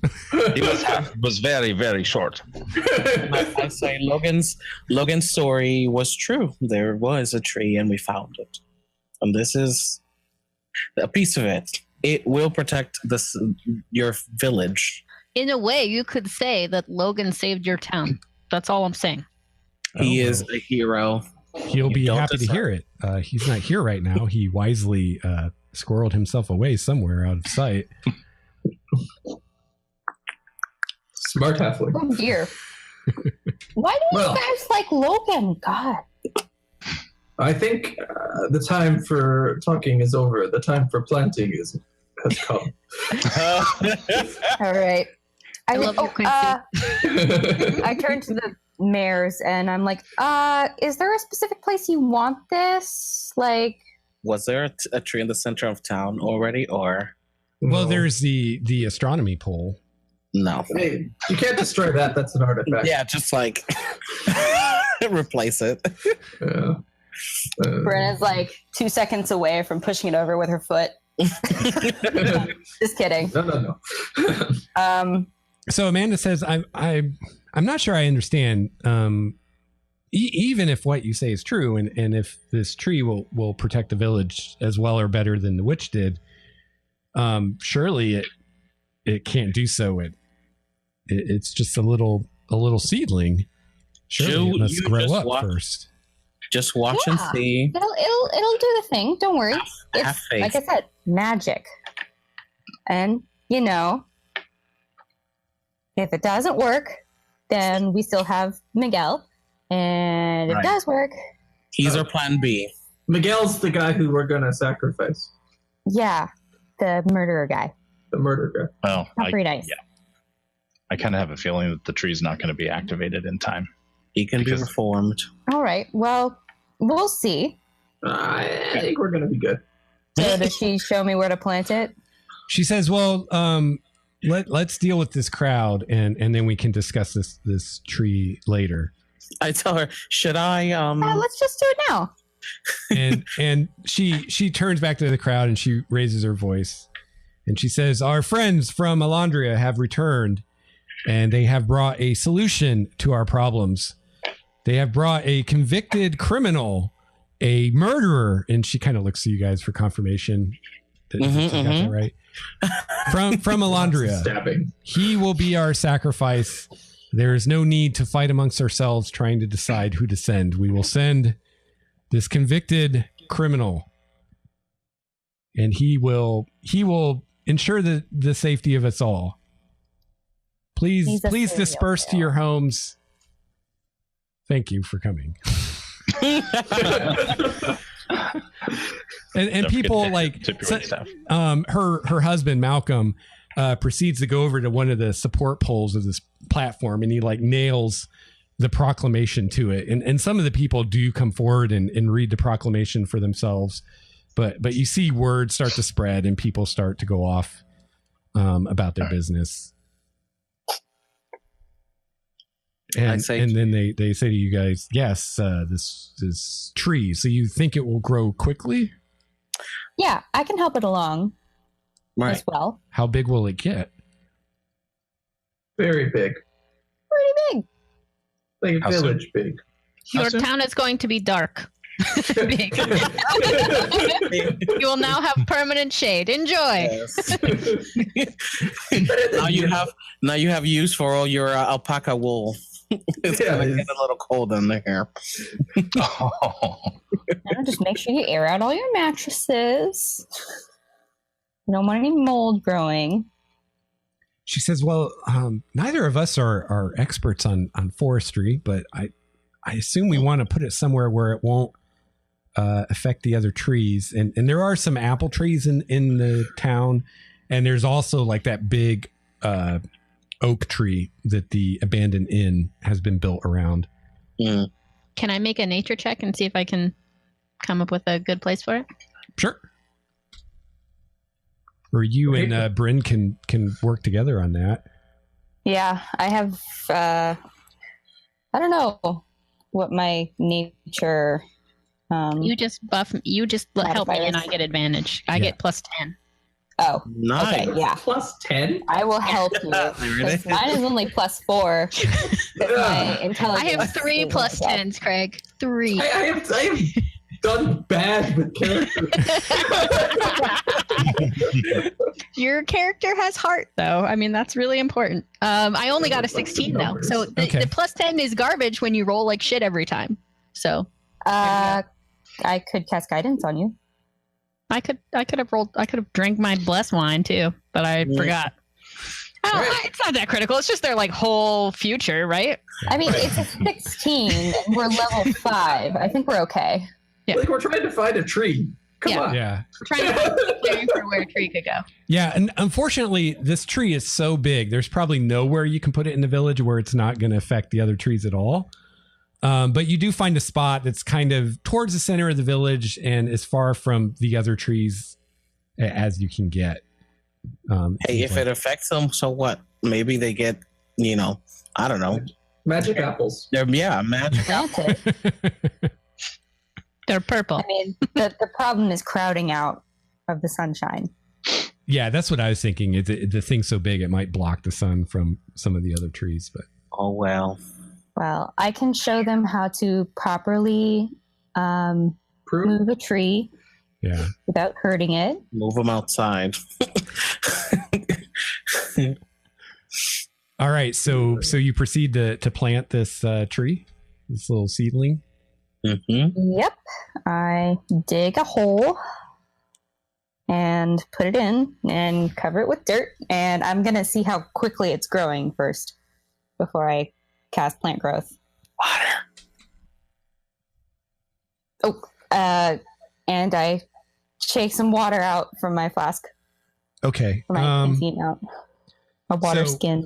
I mean, as soon as you plant it and you water it, it starts like visibly, like you can sit there and watch the thing grow. I mean, it starts growing. Are the mayors around? Yeah, they're watching this and they're like, ooh. Mm-hmm.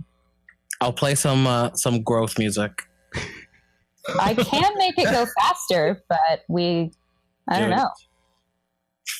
That's a 3rd level spell. Do it. All right, I will do it.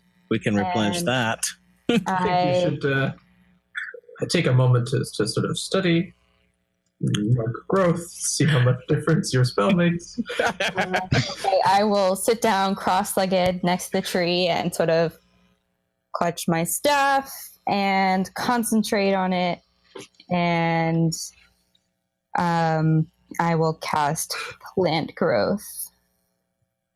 Can't Druidcraft just help things grow? yeah, you could do it Druidcraft, but Druidcraft's gonna do like a little bit.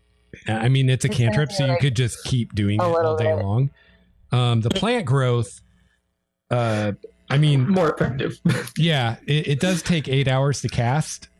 The version that I think you're wanting. That's to only do. one version. We don't have like anything else. Using one action, choose a point within range. All normal plants in 100-foot radius centered on that point become thick and overgrown. So that means all the apple trees and everything in this area. But let's be clear on this. Bryn would not see a problem with that. I know. I think this is very beneficial. I could sit down for 8 hours and enrich the land. Yeah, I think that's what you want to do. I can do that. I think it would be a nice thing to do. Yeah, the other version would definitely accelerate its growth, but if you do the 8-hour version, you'll get more. And this will be like this tree will always be here as a symbol of the love you put into it for 8 hours. Yep. I mean, I really do love trees. It also lasts for a year. Yeah, it could really help these people get back on their feet after all the sacrificing. All plants in a half-mile radius yield twice the normal amount of food when harvested. Yep, for crop. They have a lot of apple trees around here. Yeah, they're gonna. Well, don't they have farmland? But you know what? Yeah. They do. Yeah, they do. Yeah, and farmland. Yeah, that's right. And all I get to do is throw some fireballs at people at 3rd level. That's some bullshit. If you spent 8 hours thinking about your fireball, it'd probably be pretty awesome. Yeah, druids have a lot of super cool things they can do that aren't super combat applicable, but in situations like this, they can do some really cool things. Yeah, I have some really random spells, and I'm like, when am I ever going to use that? But here it is. This is a good one. Yeah, so if you don't want to like commit to the 8-hour spell now, you could use like Druidcraft for a few hours just to speed it along. I could do the 8-hour spell now. I mean, we're not going to leave for a while, I'm guessing. We should leave soon. Well, then I can start now. You should start now, yeah. Yeah, I'm going to plop down and keep meditating. Yeah, things in Elandria. Like I said, just like cross-legged, holding my stuff and closing my eyes and meditating for 8 hours. And okay, just come get me in like a few hours. I'll be here for a minute. All right. I would like to be around when everything goes down with or for Miguel too. That's fair. I'm going to hunt down Logan. Oh, yes. And we could use the time to reset the stone and see if Dryad can call us back so we don't have to go running through the forest. I'm going to stay with Bryn and be her support person because I know how much it takes out of you to cast a really long spell. So I'll keep you hydrated. Thanks. Could you just be on call to itch my nose? Yeah, I'm already rubbing your shoulders. Like you are sitting down, right? So much. Yeah. Well, it's a whole ritual that she does over the 8 hours. So some of it is just, chanting and praying. Some of it's like walking around the area. Yeah. Sprinkling water and drawing runes in the earth. And plus I'm like super interested from a scholarly perspective on how this natural magic works. So I'm kind of taking notes in the background too. Cool. Yes. All right. So Bryn is casting this 8-hour plant growth spell. Mm-hmm. Fear is helping her. What are the rest of you doing? I'm gonna go to the church and just pray. Okay. Yeah, just pray to Dianara that to be here and help in any way that she can. Okay. Tell you what, make a religion check for me. Yeah. That's something I should be better at than I am. Or you know what? I tell you what. Make a religion check, but base it on wisdom, not intelligence. Oh, now I am better at it than I am. Yeah. That makes sense for this is more a understanding the gods thing than being smart thing. Yeah. Cool. 11 plus 6, 17. 17. All right. I'm trying to find the name of the freaking priest. Oh, man. I just saw it earlier today, too. I need to organize my notes. Oh, well, he's there. I don't remember his name. But he greets you when you come into the temple and asks you if you need anything. Just a quiet place to pray. Yes, of course. I'll leave you to it. And okay, so what were you saying in your prayer again? Just general, look favorably upon this act that our sister is engaged upon. Okay. Just, be nice. Yeah. So a lot of times when you pray to your God, you don't really know if she's listening or, you don't get any kind of feedback. But this time, as you say your prayer, you feel the presence of Dianara around you, like she's in the room with you. Oof. And things go dark around you, and the next thing you know, you're standing in a forested glade, sort of similar to the one where the tree was, but smaller. And you see before you standing a what appears to be a human woman, even more beautiful than the Dryad was, which until now you wouldn't have thought was possible. Her garments seem to be made of living plants, and she has a pair of delicate, looking like almost like antelope antlers coming out of her head. Wow! I just fall down on my knees in front of her, and just gobsmacked. She says, "You are doing a good thing on this day. Thank you. You are bringing my realm closer to yours." Yes. Anything I can do. She says, "Soon the time approaches when you will need to fulfill your destiny." That's good. Any hints on that destiny? She says, "Seek the stag. It will lead you to your answers." Yes, that's great. Okay, thank you. And the next thing you know, you're back in the temple, like what just happened? But you feel this lingering presence about you. I'm just I'm just absolutely sort of shock and awe for about a minute or two, and then I have this moment of clarity, realizing that the cryptic message given to me by a god is not terribly useful in any meaningful way. As you get up from where you were praying and you turn around, you see the priest standing there, and he's looking at you, and his eyes are wide and his jaw is hanging open. And as you turn around and you see him, he drops to his knees and puts his face on the ground. Yes. And he says, "My lord, prostrate. I'm not worthy." Yes. No. Quincy becomes the forest pope. Forest pope. No. It's it was something, huh? That's not your garden variety, Pope. Oh. Oh, you're just full of them today. Sorry. Don't apologize. Oh, that was great. No, Padre, stand up.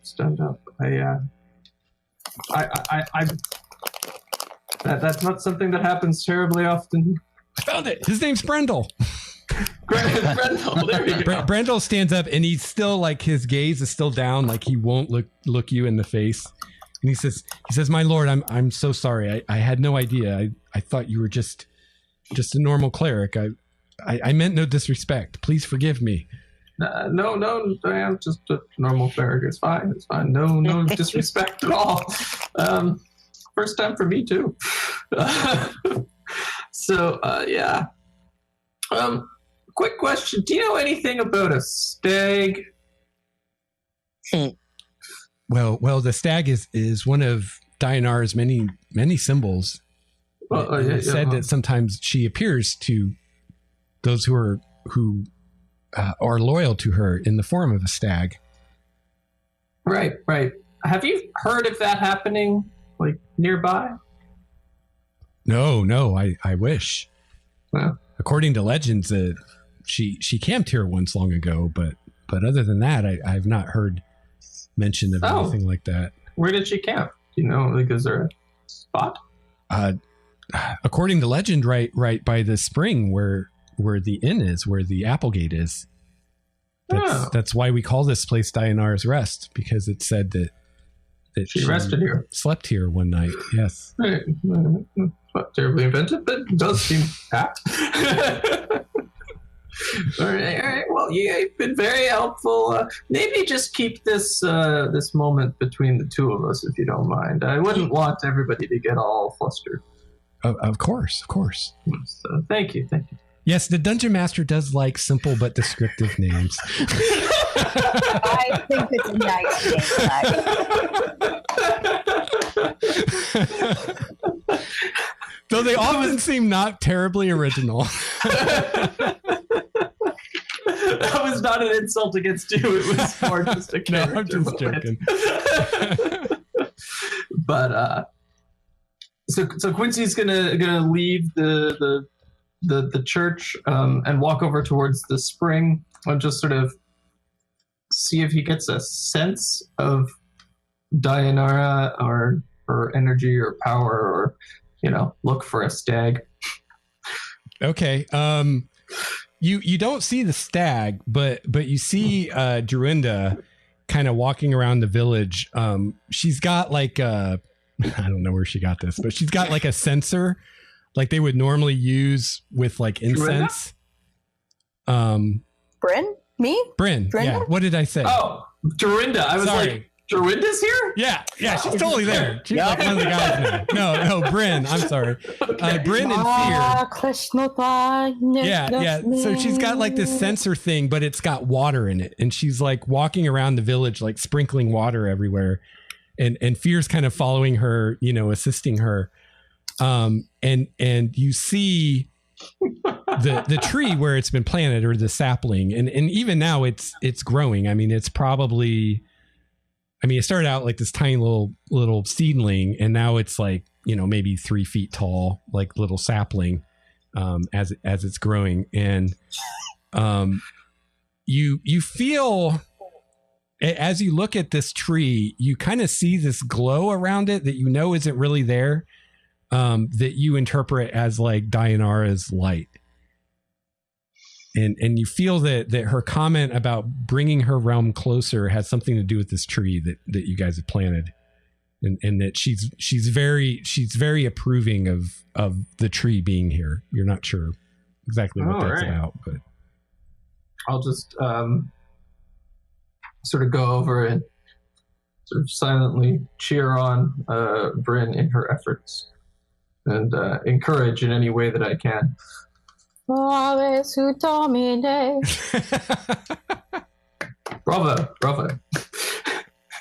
Yeah, maybe you got the censor from Brendel. Maybe you might have something like that. I like open one eye and like, hey, Prince, you look a little shaken. What's up? I just, you're doing good. Why in Catholic schooling? I don't know. It's very good. As far as Catholic schooling goes, I think we're doing good things here. I get a sense that our Lady approves of what we're doing. Oh, good. Just a I'm glad small. to hear it. Just a small sense. A small sense. Also, she told me Ghost. specifically. And I just kind of like stop, like, hold this. I like, Nothing too No, crazy. Continue. We talk later. all right, we'll put a pin in this one. But Yeah, we're definitely yeah. talking about this. Oh yeah. Well, we'll have a cup of tea or something. Om mani padme om. I'm just going through every Catholic, chant in Tibetan, Irish. Buddhism, it's all there. Yes, They're everything. all- It's all good.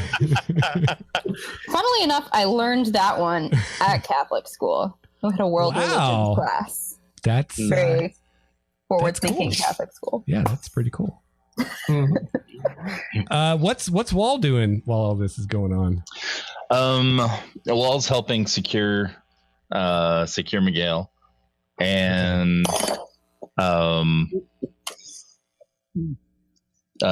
Yeah, they don't actually have a jail, okay. but they do have a stockade. Okay. So Does that mean we have they- to pull him out of the vines? yeah, they cut the vines free and then they put him in the stockade, and Okay. People start throwing stuff at him. And he's all like, "This sucks." Killed all then- those people. I'm going to check in with Captain Garson. Okay. Kirsten. Check the status of everybody, make sure he has everything he needs, anything I can do to help. And then I'm going to converse a little bit telepathically with Kravitz and learn more about him, get to know him. Okay. Well, when you talk to Garson, he is very impressed with what you guys have accomplished, and he's very quick to remind you of their demon problem, and tells you that they did attack a couple times while you guys were gone. They managed to fight them off, but every time more of them come, it takes longer. They get closer to the wall, and he's starting to worry that the next time they might actually run out of arrows. Because they've been going through their arrow supply pretty quick. Okay. So he's like, you guys seem pretty capable. If there's something you could do about this, that would be great, because I don't know where these demons are coming from, but they keep coming and it's getting a little worrisome. Everybody's pretty distracted with the sacrifice right now. But once that's over, people are probably going to be worried, to say the least. All right. Are there any Fletchers here? Yes. Are they just not able to make them fast enough? Yes. We've just been going through arrows really quickly, and I see. we're Well, I have to tell you, we so that you're aware, we may need to leave on urgent business back to Elandria, but we will be coming back as soon as we can. I personally want to see about these demons. Yes. I thought you might. You seem like the sort that would fight demons. To not like them, yes. When was the last time you were attacked? A few days ago. 3 days ago. How often? How often are they attacking? Twice since you guys were gone. You guys were gone almost 2 weeks. Right. All right. Okay, I will let the others know. Which, by the way, if anybody, I could definitely see Fear doing this, if no one else. But if anybody did the math, let me find it here in my notes. As far as how many days you were actually gone, you think? I mean, once you got in the fairy forest, it got kind of weird. So you're not really sure about that. But, oh gosh, where is it? I really need to organize this. You guys were definitely gone less than 2 weeks. It was more like you think 8 or 9 days that you were gone. So you, even with Destriel helping, supposedly, you still lost a few days at least. Supposedly. Yeah. Of course, who knows how bad it would have been if he wouldn't have sent you back. You know, Right. so maybe he helped. You don't know, but definitely lost some time in the, because it didn't seem like, well, I don't know. It might have felt like you were in there for 3 days.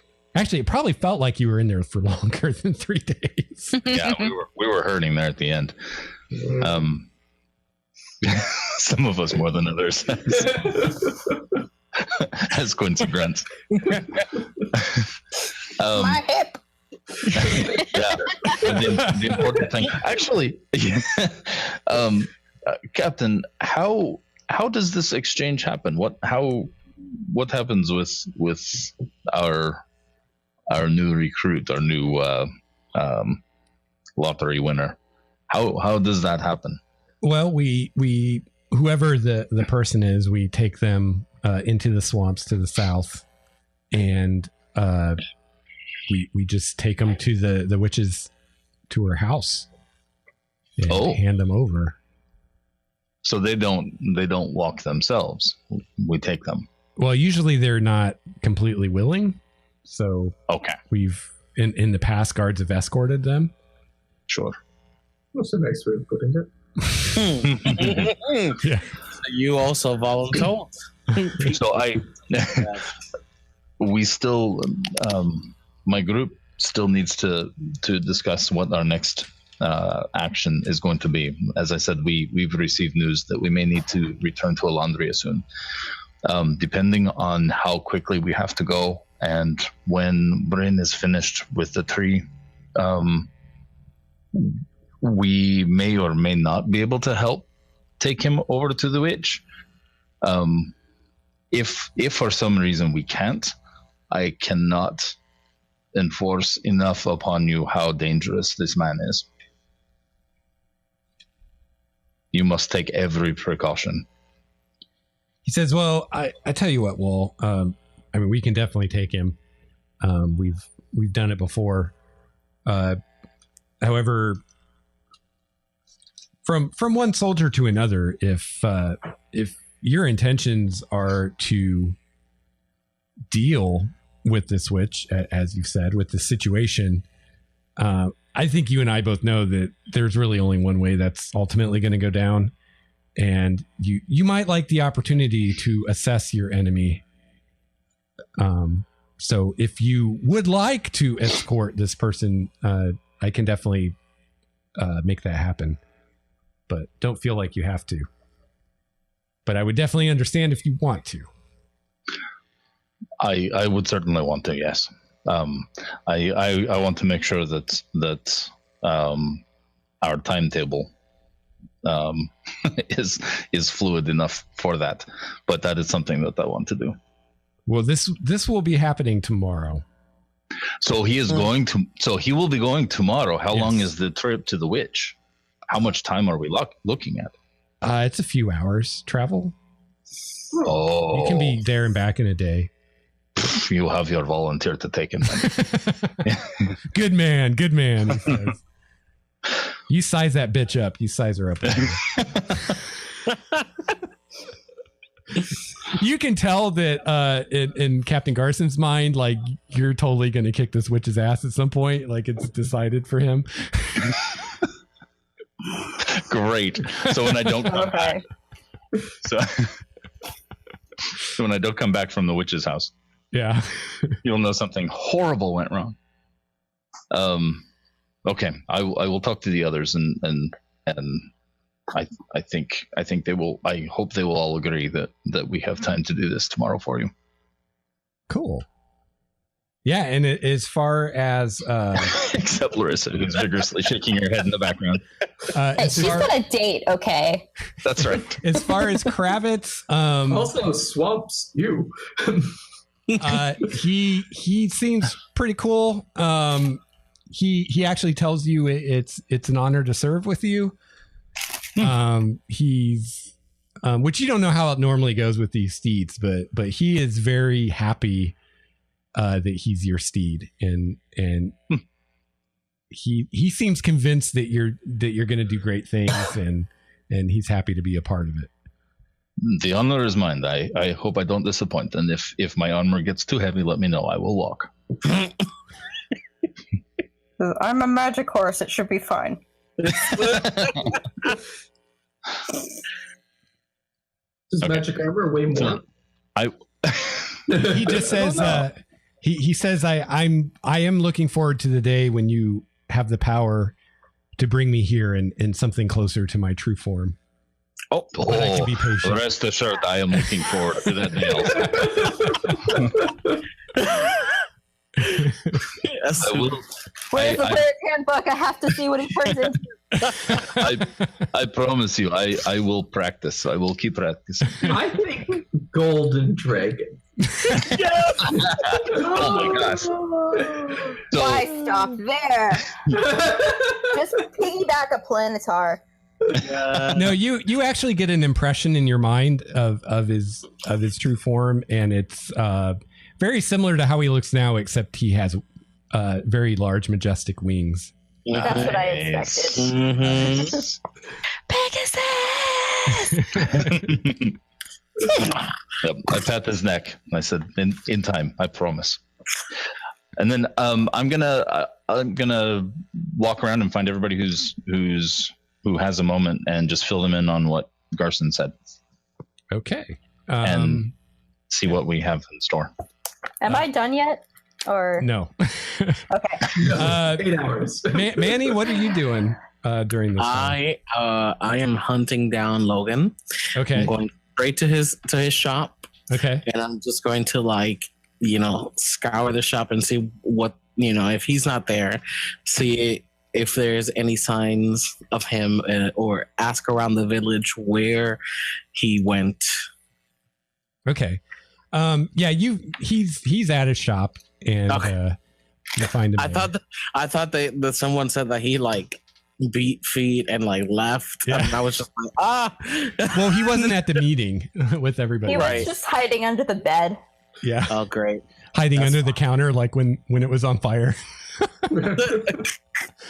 Yeah. So I'm just gonna go straight to the shop to Okay. find. Closed right now. Yeah, he's very happy to see you. He's like, "You're back! I'm so Oh, my happy you're goodness. back." Am I glad to see you alive? Oh, and who is that? And he points to Dahlia, who's standing on your shoulder.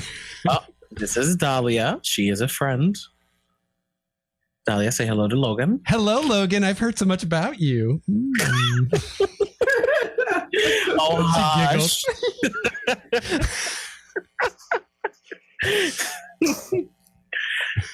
She I'm not sure if you know, but we have found multiple solutions to the witch problem.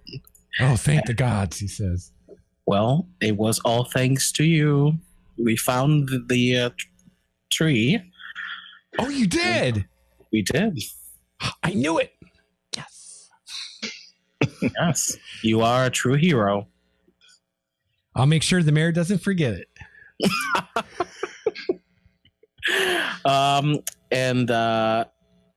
Well, for the rest of whatever the time, I'm just gonna have lunch or whatever Okay. a meal is appropriate for the Yeah. time Yeah, with lunch. Yeah. with Logan and Dahlia. Cool. Yeah, he tells you kind of, the gossip of what's been going on in the village since you were gone. There's been a couple demon attacks, some spats and disputes among numerous villagers as they continuously argued about who was going to be sent next, and how as time went, more and more people were looking his direction, so he was making himself more and more scarce. So when you tell him about Miguel, he's very happy that things will hopefully be returning to normal and he doesn't have to hide out anymore. Yeah, I say, hopefully we don't have to sacrifice Miguel, which is why we got the tree. Oh, wow. Okay. I have a thing about people, He says, well, I tell you what, quite a few of the people here have stood up for me, and I definitely know who my friends are now. But there were some who I was the first person they thought of, and I know who they are too. Mm-hmm. And he gets this kind of glint in his eye. Oh, dear. Oh no. Evil. The true villain. Well, I say, well, you don't have to worry anymore. We've taken care of it. Says, well, thank you. I owe you one. You and your friends. You do. All right. So 8 hours go by and the suns are beginning to set as Bryn finally completes her spell. And she's standing in front of this little sapling, which is about 5 feet tall at this point and starting to fill out a little bit. And she shouts her final words of power in Druidic, and she raises her hands, and you see this energy coming down from the suns themselves, from the blue and the red sun. You see these like streams of blue and red energy coming down into the tree, and the ground beneath your feet actually starts to shake as it simultaneously starts growing up and starts growing out, and roots start like furrowing through the ground like you saw in the Dryad's Grove along the surface of the ground, unfortunately knocking over a couple of houses in the process. Oops. And by the time Bryn finishes, it's not as big as the tree in the forest was, but it's bigger than the oak tree. It's bigger than all the apple trees. And you all can kind of see these kind of shimmers of what seem to be power kind of arcing along the bark and between the leaves. And you feel that feeling that you felt in the Dryad's Grove, that feeling of peace and contentment and tranquility kind of spread out. And kind of as this happens, I mean, obviously everybody in the village is like freaking out about these roots and houses falling over. And a couple of them breach the walls on their way out. And so there's a little bit of chaos as that's happening, but then there's this kind of quiet after it stops. And everybody kind of as one turns towards this tree that is now in the middle of their village, this big tree. And every person, like their face is just like wonder and awe. And this feeling kind of settles around everyone of peace. And Bryn, as this is happening, you're kind of having this experience. You're like, it's like you're one with the tree and you're feeling it grow. You're feeling its roots digging deep into the earth. You're feeling its leaves reach out to the sky and grabbing light from the two suns, and you feel it growing stronger. And as this is happening, you feel something else that at first you don't really know what you're experiencing. You can't put thoughts to it, but you feel like the tree is like reaching out with its roots and its branches, and it's reaching out to something else, something somewhere else. And you feel it like pulling, and you see this image in your mind. It's like your mind trying to make sense of what you're sensing. You see this image of like two worlds kind of coming together. And in the last moment, you realize that you've done something you didn't intend, and that this tree has somehow anchored this place to Faerie. Oh. And you realize as you come out of your trance and the magic starts to dissipate that that you're in the place where Faerie is crossed over now. That basically this tree has kind of pulled Faerie and Primordia together in this place. Oh. What does Dahlia say about this? She's like, I'm home. Oh God. I clap. Brava. Well done. This is the most majestic performance I've ever seen. And all of you, I guess I should have mentioned before now how your memories of your time in the fairy forest had kind of faded, other than some of the highlights. And all of a sudden they're back. Like you can remember everything that happened with perfect clarity. Yes. No. This is only so good. Oh no. So you did it. Everything exactly as according to plan. They're protected. So They're super protected. Like it's almost as if they're in another realm. Yeah. That sounds protected. Yes. Almost. Very from yeah. Oops. Okay. Could I like make a check to see how ferried up this place is? Like, are they going to be attacked by red caps? Oh. I didn't think of that one. I was honestly thinking of Faerie, but not the malevolent one. Maybe a nature check, maybe? I guess. Okay. I'm gonna cast guidance on my own little self.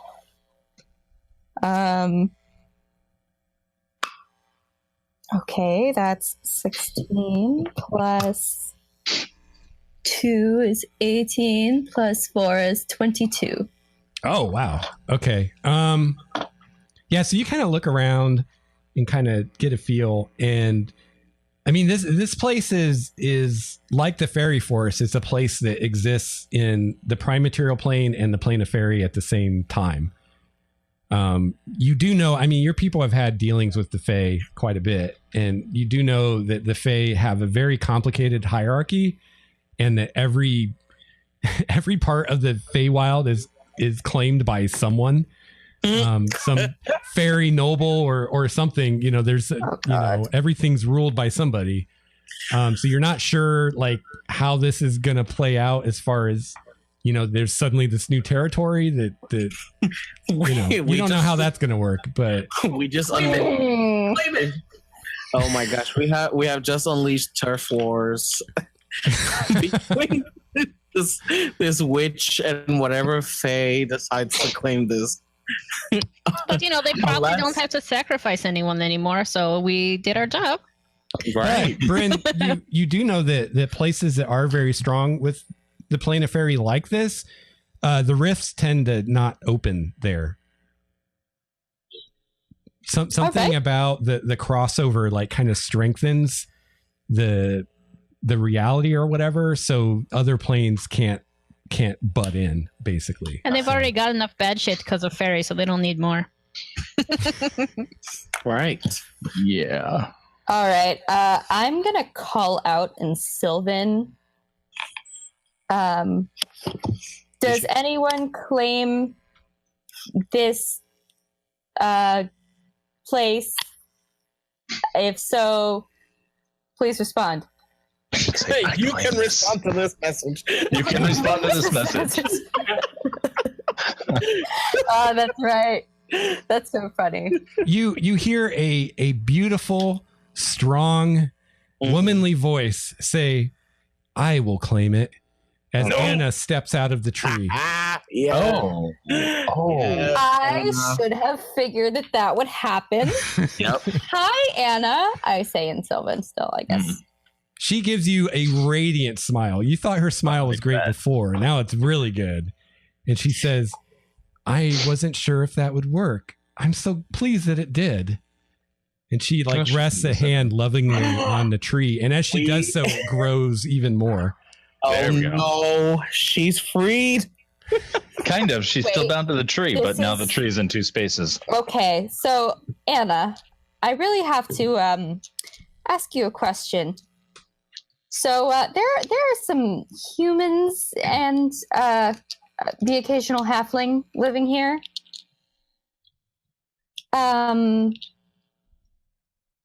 They are under our protection. Are you gonna fuck with them? Are you gonna?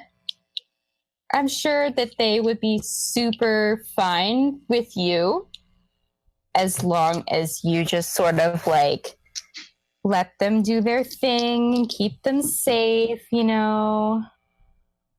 Would that be cool? She says, "Well, I'm sorry, but unfortunately, I lost what right I had to rule when I was cursed. This has allowed me to expand my area as I am bound to this tree as well, for they are truly one tree. It's hard to explain." Your concern is with Titania, the fairy queen. God. Shit. But this is a new place that no one has claimed. Perhaps we can make it a free place, free from her tyranny. Wahl is over by Kravitz, talking to himself, good. just like walking through how he's gonna, like, the conversation that's gonna happen with the mayors. It's like, we have good news, we have bad news.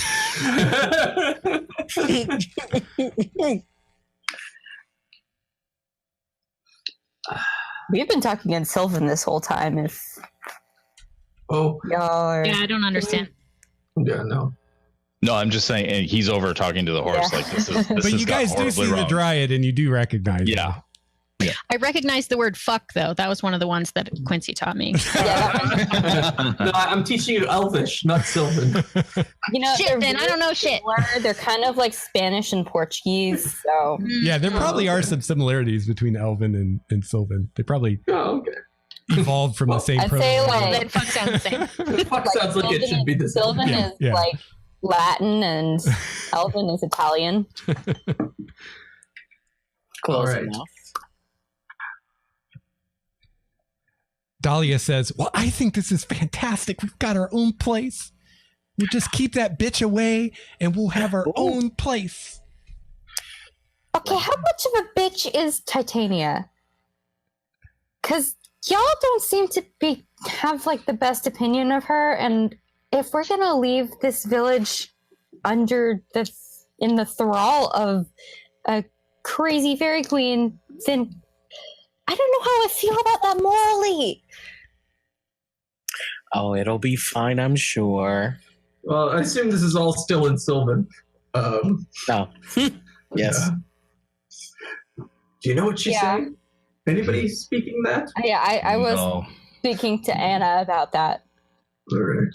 I don't know what she's saying, I'm but sure- I'm realizing that time is going to I'm be all sure fucked up Dahlia on the way here. understands. Yeah. I'll have Dahlia. I'll have Dahlia translating in my ear, like Yeah. like at the UN with people with the head. Yeah, well, Dahlia is doing that, and then she notices that everyone else is looking confused, and Dahlia loves being the center of attention, so she starts speaking loudly so that everyone can hear her translations. I turn Dahlia, I'm trying to keep this in my down low. And yeah, and so the fairy queen is probably coming, and we're probably all fucked, but hey, it's cool. I just want Lex to do more of that voice, so Yeah. keep talking. I'm gonna see if I can I have like a cantrip that will shut him. Silence Fairy? Yeah, that's like a level 10 spell. It doesn't even exist. Kind of like druidcraft of dandelion puff in her mouth. Oh. Maybe Titania is not that bad. She can probably be reasoned with. Dahlia says, well, Fairy. you have queens, right? Yeah. Well, Yep. it's, Hey, speak for queens, yourself. they want what they want, when they want it, how they want it. As long as you do exactly what they tell you to do, it's usually okay. Of course, if you're like me and you don't do what they tell you to do, then bad things happen.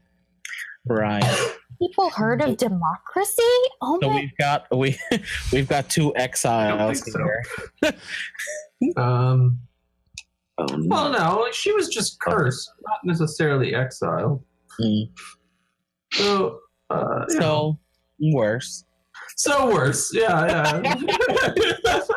Instead of leave this land and do whatever you want, you are trapped Right. Okay. So, forever. All right. And Anna says, well, I was nobility back before. If I were Well. freed of this curse, perhaps I could make a claim to this place on your behalf. How does one do that?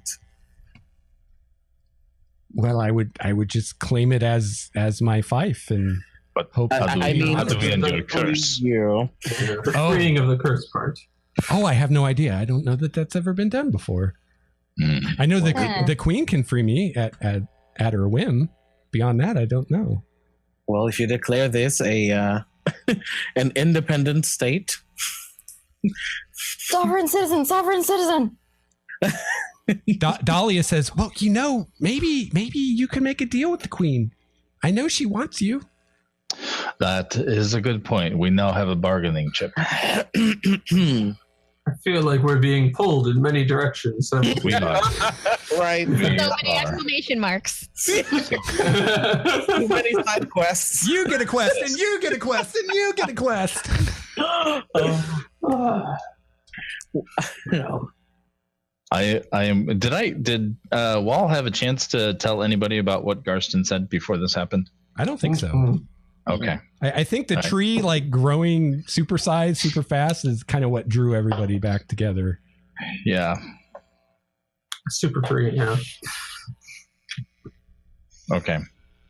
I'm gonna go up to Larissa and everybody I assume is here and quickly explain what the plan is with Miguel and explain that it's just a couple or few hour journey.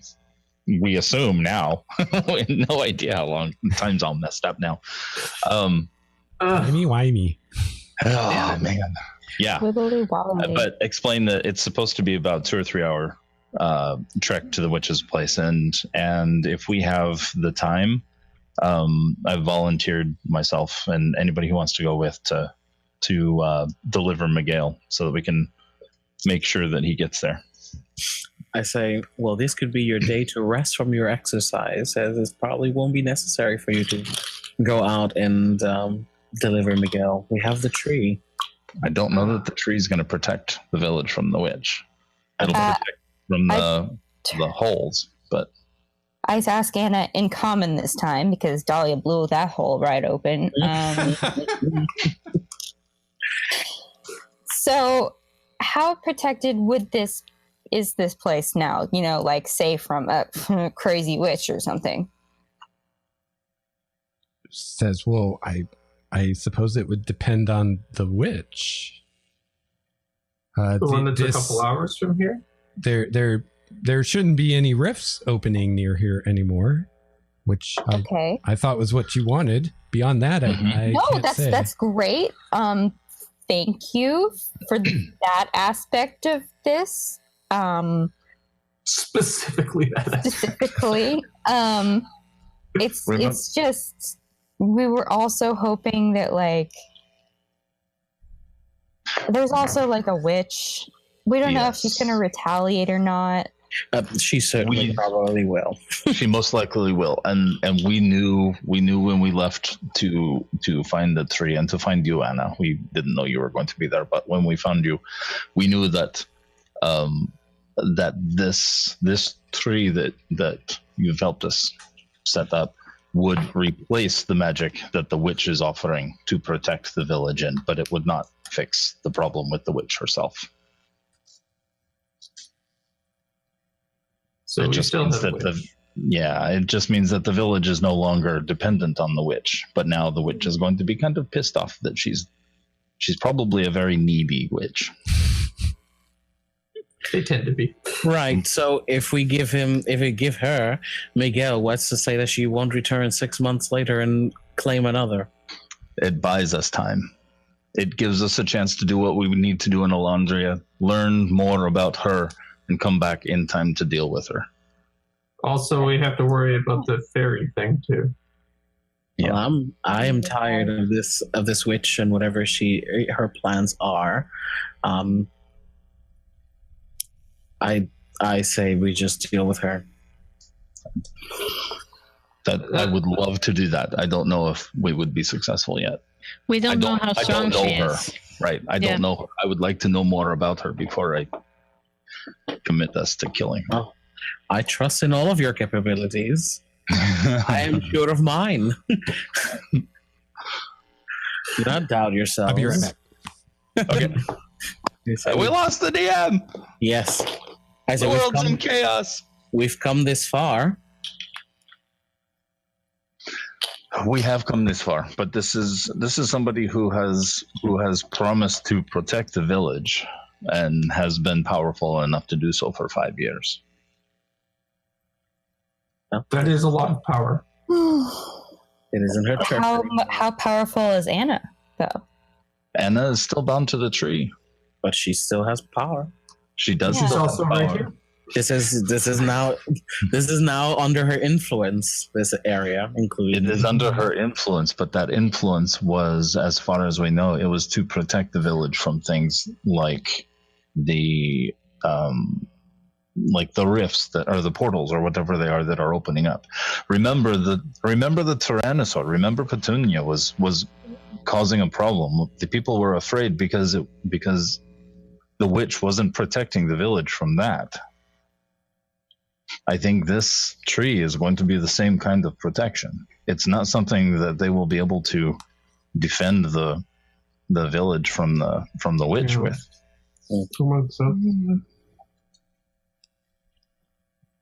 We were only using the tree to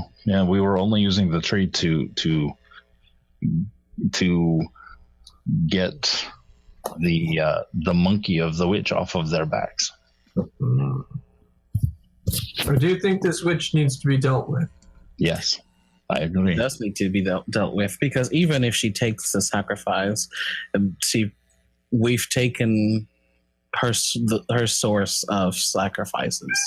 She's not going to just wait 6 months until we return to face her. I do also want to know what she's using these sacrifices for. Exactly. Yes. Maybe she's at a weak point before sacrifice. Something else occurred to me on our journey. I'm wondering if these people are being used for her. So our dear friend Miguel is supposed to be sentenced to death, and if we take him to the witch and the witch has something else planned for him, he may come back to be a thorn in our pants later. It's true. And we haven't been the nicest to him. That is true. I have. Larissa's been very nice to him. I've been very neutral towards him. The problem is we don't know it. Yes. Yes. He has been sentenced. He has faced the law of Elandria, and he has been sentenced to death. And his sentence has not been commuted. He was given to us with the explanation that he would probably die. As you guys are discussing this, you see the two mares walking your way. Oh, shit. Well, I guess we'll discuss. Good news, bad news. Yeah, you're ready. Wagwell. There is good news and there is bad news. Was that convincing? I don't know. They walk up and Amanda looks up at the tree and looks back down at you guys. Was this what you were expecting? Yes. Yeah, mostly. Pretty much. Precisely what we were exactly this as planned. Malcolm says, well, there's been damage to the wall in a few houses, but on the bright side, there's no denying the feeling in the air right now. Everyone feels it. Yeah. Pretty much no downside. Except for this one minor one. But, we'll let Bryn, do you want to talk about that? He volunteered. She's definitely our best diplomat. Or Wahl with you. Everyone. I don't think I can explain. Anna, just... Yes, do meet Anna. I say to them, she was the one that provided us with the sapling. Yeah, it's all her magic. It's her magic tree. Just to be clear, I just helped it along. You're pointing fingers now. So Anna steps forward and you see Malcolm kind of look at her and visibly swallow. Yeah. And Amanda looks at her and gives her an even more appraising look than Malcolm did. Oh no, we just ruined a marriage. And it's and who might you be? I am Anna. I live here, and she motions to the tree. I wish only good things for you and your people and your village. Can I insight check her? Yeah. I just want Yes. It's And not she does that I that, don't think she's a lovely person. I wasn't gonna do it. Yeah. I was certainly thinking about insight.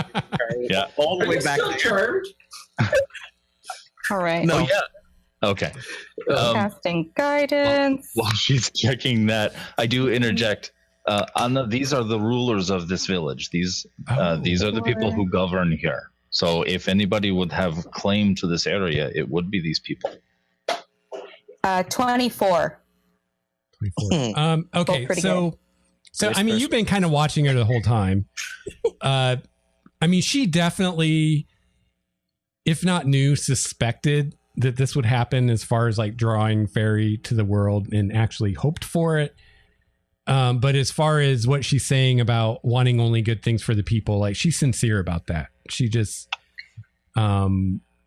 she wanted her cage to be a little bigger, basically.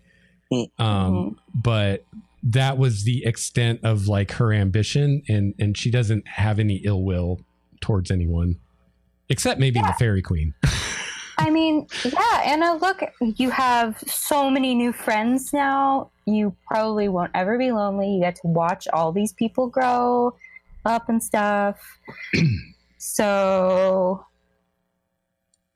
yeah, I think this is the beginning of a beautiful partnership, right? Right?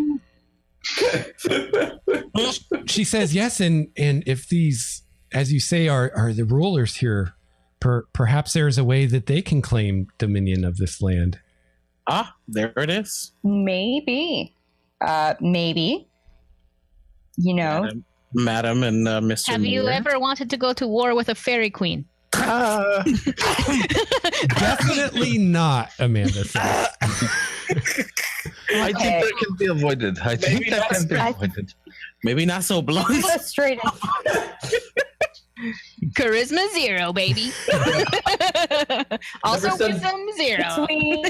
Never send a scholar to be a diplomat. My wisdom is 18, but my charisma is 0. So Yeah, mine too. Good thing we have a bard. thank God for that. So, Well, Anna says, well, even if the queen rules this land in name, it's not uncommon for her to designate people to manage areas for her. yes, you can be her vassal. Yeah, this could be like Puerto Rico. Yeah, that's not great. Maybe not as good. No.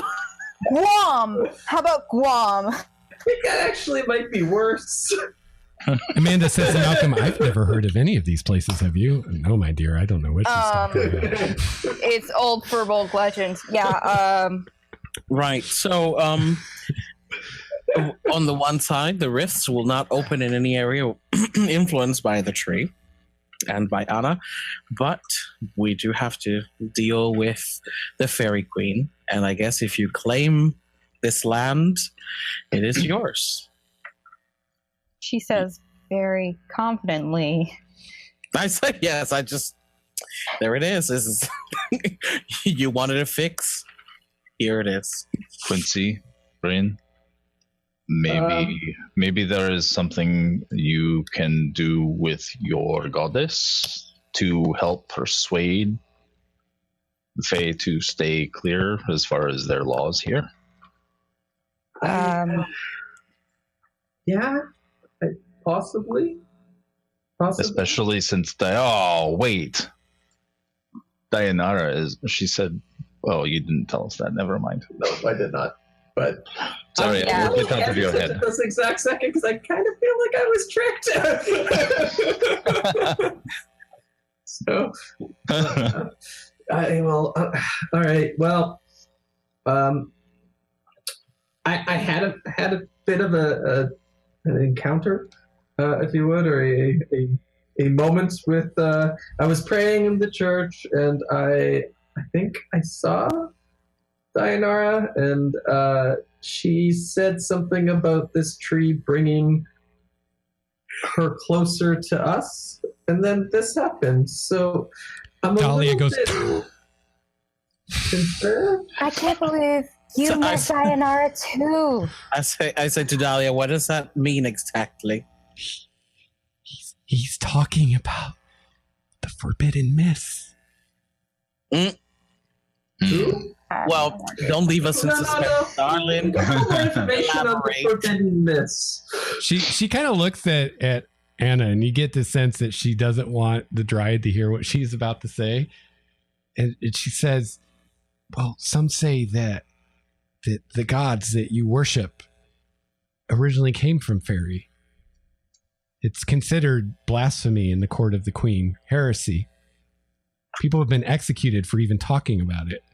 Well, Well, we're not in the court of the queen yet. That's a good point. That's a good point. She seems a little less freaked out. well then, Doctor and Brendan, you can probably claim this land in the name of Dianara. Yeah. Oh, All God. right. Quincy, I'm so glad you met her. Wasn't she just the most beautiful Furbolg ever? But She was a sight to behold. I think she comes in many guises. But I think that this is a good opportunity to extend her power a little bit further. Well, Shall we pray? Let you us guys- pray. want to do that, I'm going to go rest because I think I intend to take Miguel in the morning. Yes, I want to be on that mission. I need to make sure he's taken care of. Sure you do, dear. I think we'll all join you. I would not want to send you into that swamp alone. That seems very dangerous. I agree with Quincy. I do appreciate that. Yes, it's great. But yes, you do what you need to do. I am going to go take Larissa, my long are you rest. coming or are you staying and snuggling Logan? you know, Logan and I You're are a tough having choice. lunch. Nothing official. I know. Right. Well, I mean, you all seem intent on killing Miguel. He's already dead. He is not. He's alive. He can be redeemed. His death warrant was signed by the city you are part of. I follow the law of the city. If the city says he's dead, I don't know much about human laws, but once someone's been exiled in my tribe, they're exiled for good. There's no bringing them back. remember, Larissa, remember what Anna here has said about him. Think about that. He's bad in his bones. And She every can see other it. part of his body. So maybe guess- his snuggles. I don't know. I guess so. Bad. I guess so. Well- Bad. You are a very good person to be willing to see past that, but he is irredeemable. It is admirable, yes. A tiger does not change its stripes. I disagree with that, but murdering many homeless people is kind of fucked up. So I think there are things you can change, but that's not one you can really come back from. Into a tiger.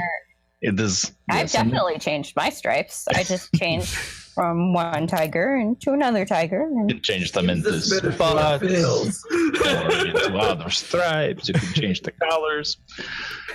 It seems this metaphor has tough times. turn into a lion. I mean, Does not apply in fantasy world. No, it does not apply. It fails the druid check.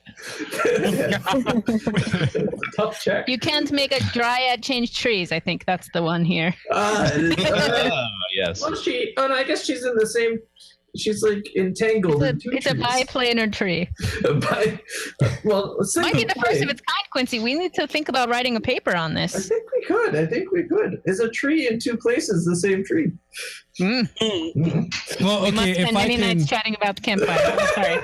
if I can just nerd out for 1 second, because I spent way too much time thinking about this. You'll remember that she produced like a sapling from the tree itself instead of giving you a seed. So this tree is technically a clone, not an offspring. So genetically, it's the same tree. Right. So that's how she got tricky. You're too smart for us. See, I assumed it was just the same tree in two places. And by the way, before someone asks, my knowledge of cloning plants has nothing to do with my further joke about being a drug dealer. Just put that out there. Really, We're a drug grower, obviously. Some cuttings of the good old bud. We've learned so much about Lex this time. Right. It's 8:22. Are you okay, Oh, yeah. Lex? Yeah, I need to go soon. All right. Yeah. All right. But we will pick this up. Yeah, so I guess I didn't think about the whole thing with Miguel. So I guess there won't be any downtime because it sounds like you guys are all got something to do the next we day. can maybe have some downtime. Well, no, Miguel has to be sacrificed in the morning. Well, Yeah, and if so Manny after can't that, make we it can next have- week, can we continue this story and have Larissa stay and get it on with Logan? We could, but I still want to do vignettes with people at this point. So we could still have downtime. It could just be after the thing with the witch. Just what? If you guys What's want. that sound? I think it's R. Kelly.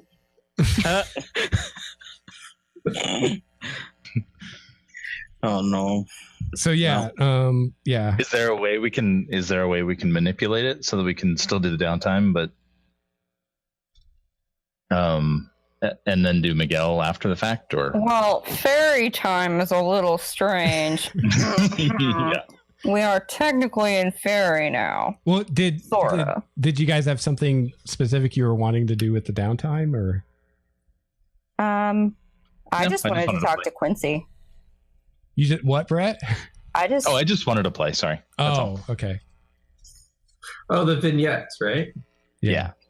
Yes. Yeah, I mean, we could do next Tuesday, do the thing with the witch without Manny, but But I want Manny to be there. I do. I'm not trying to kick you I'll out. be there too.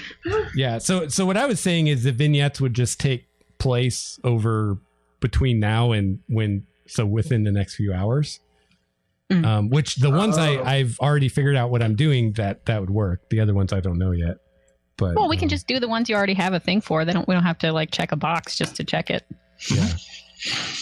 Yeah. Specifically, Brett is Wahl's going to have a dream tonight, Yes. in which he's going to get to talk to his mother, which Ooh. will shed some light on things for you guys. That would be perfect because I just went down for a long rest. Yeah. Oops.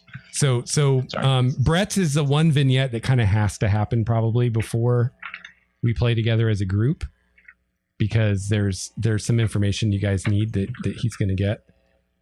Plot twist, he keeps it to himself. Yeah. Well, yeah. There's always that. Let's see. you're Quincy going to has a that date one. with a stag. Questing beast. And will that be his own vignette, or will I be going along with that one? Yeah. If we can do your guys's together, we will, because you guys follow the same god, so we can do them together. Perfect. But if not, then we can do them separate. Perfect. Cool. Perfect. Okay. Well, thanks for an excellent session, all. Yes, thank you. Yes. Yeah. That was fun. Really good descriptions, Lex. That was like really. Oh, nice. Yeah. I was taken to Faerie. Well, thank you, because I mean, Brett knows because we talked about it. I'm making an effort to do better with rooting you guys into place. It was cool. Because I've been watching a great lot of job. Critical Role, and that's one thing Matt Mercer is awesome at, is Yeah. really giving you like where you are. So I'm trying to do more of that. It was cool. I watched a panel with them the other day, and he said he like puts a list on his screen that's like, remember to do sights, sounds, smells, Oh, cool. textures, Yeah, that's a good idea. which I was like, oh, that's a good idea. I want to do that. Yeah, he's got that huge screen. I always wonder. I'd love to see a shot of what's on his screen sometime. Right. Because I bet he's got all kinds of cool stuff on there. But yeah, awesome. Yeah, and I'll try to do that more. I'm going to try as part of my prep to kind of do more descriptive stuff. Because kind of where I was going wrong was I was thinking, oh, well, I'll wait for the players to ask about things and then I'll describe it. And especially with a group this big online, like that doesn't work. Yeah, it's hard to read social cues and try to ask questions. And yeah. I think that was. I think the way you handled it was perfect. Well, thanks, Danielle. I appreciate that. Awesome, guys. Well, yeah. We'll see some of you next week, and the rest of you the week after. Yeah. All right. All right. Ciao. Ciao. Have a good night. Good. Bye, guys. Good night, everyone.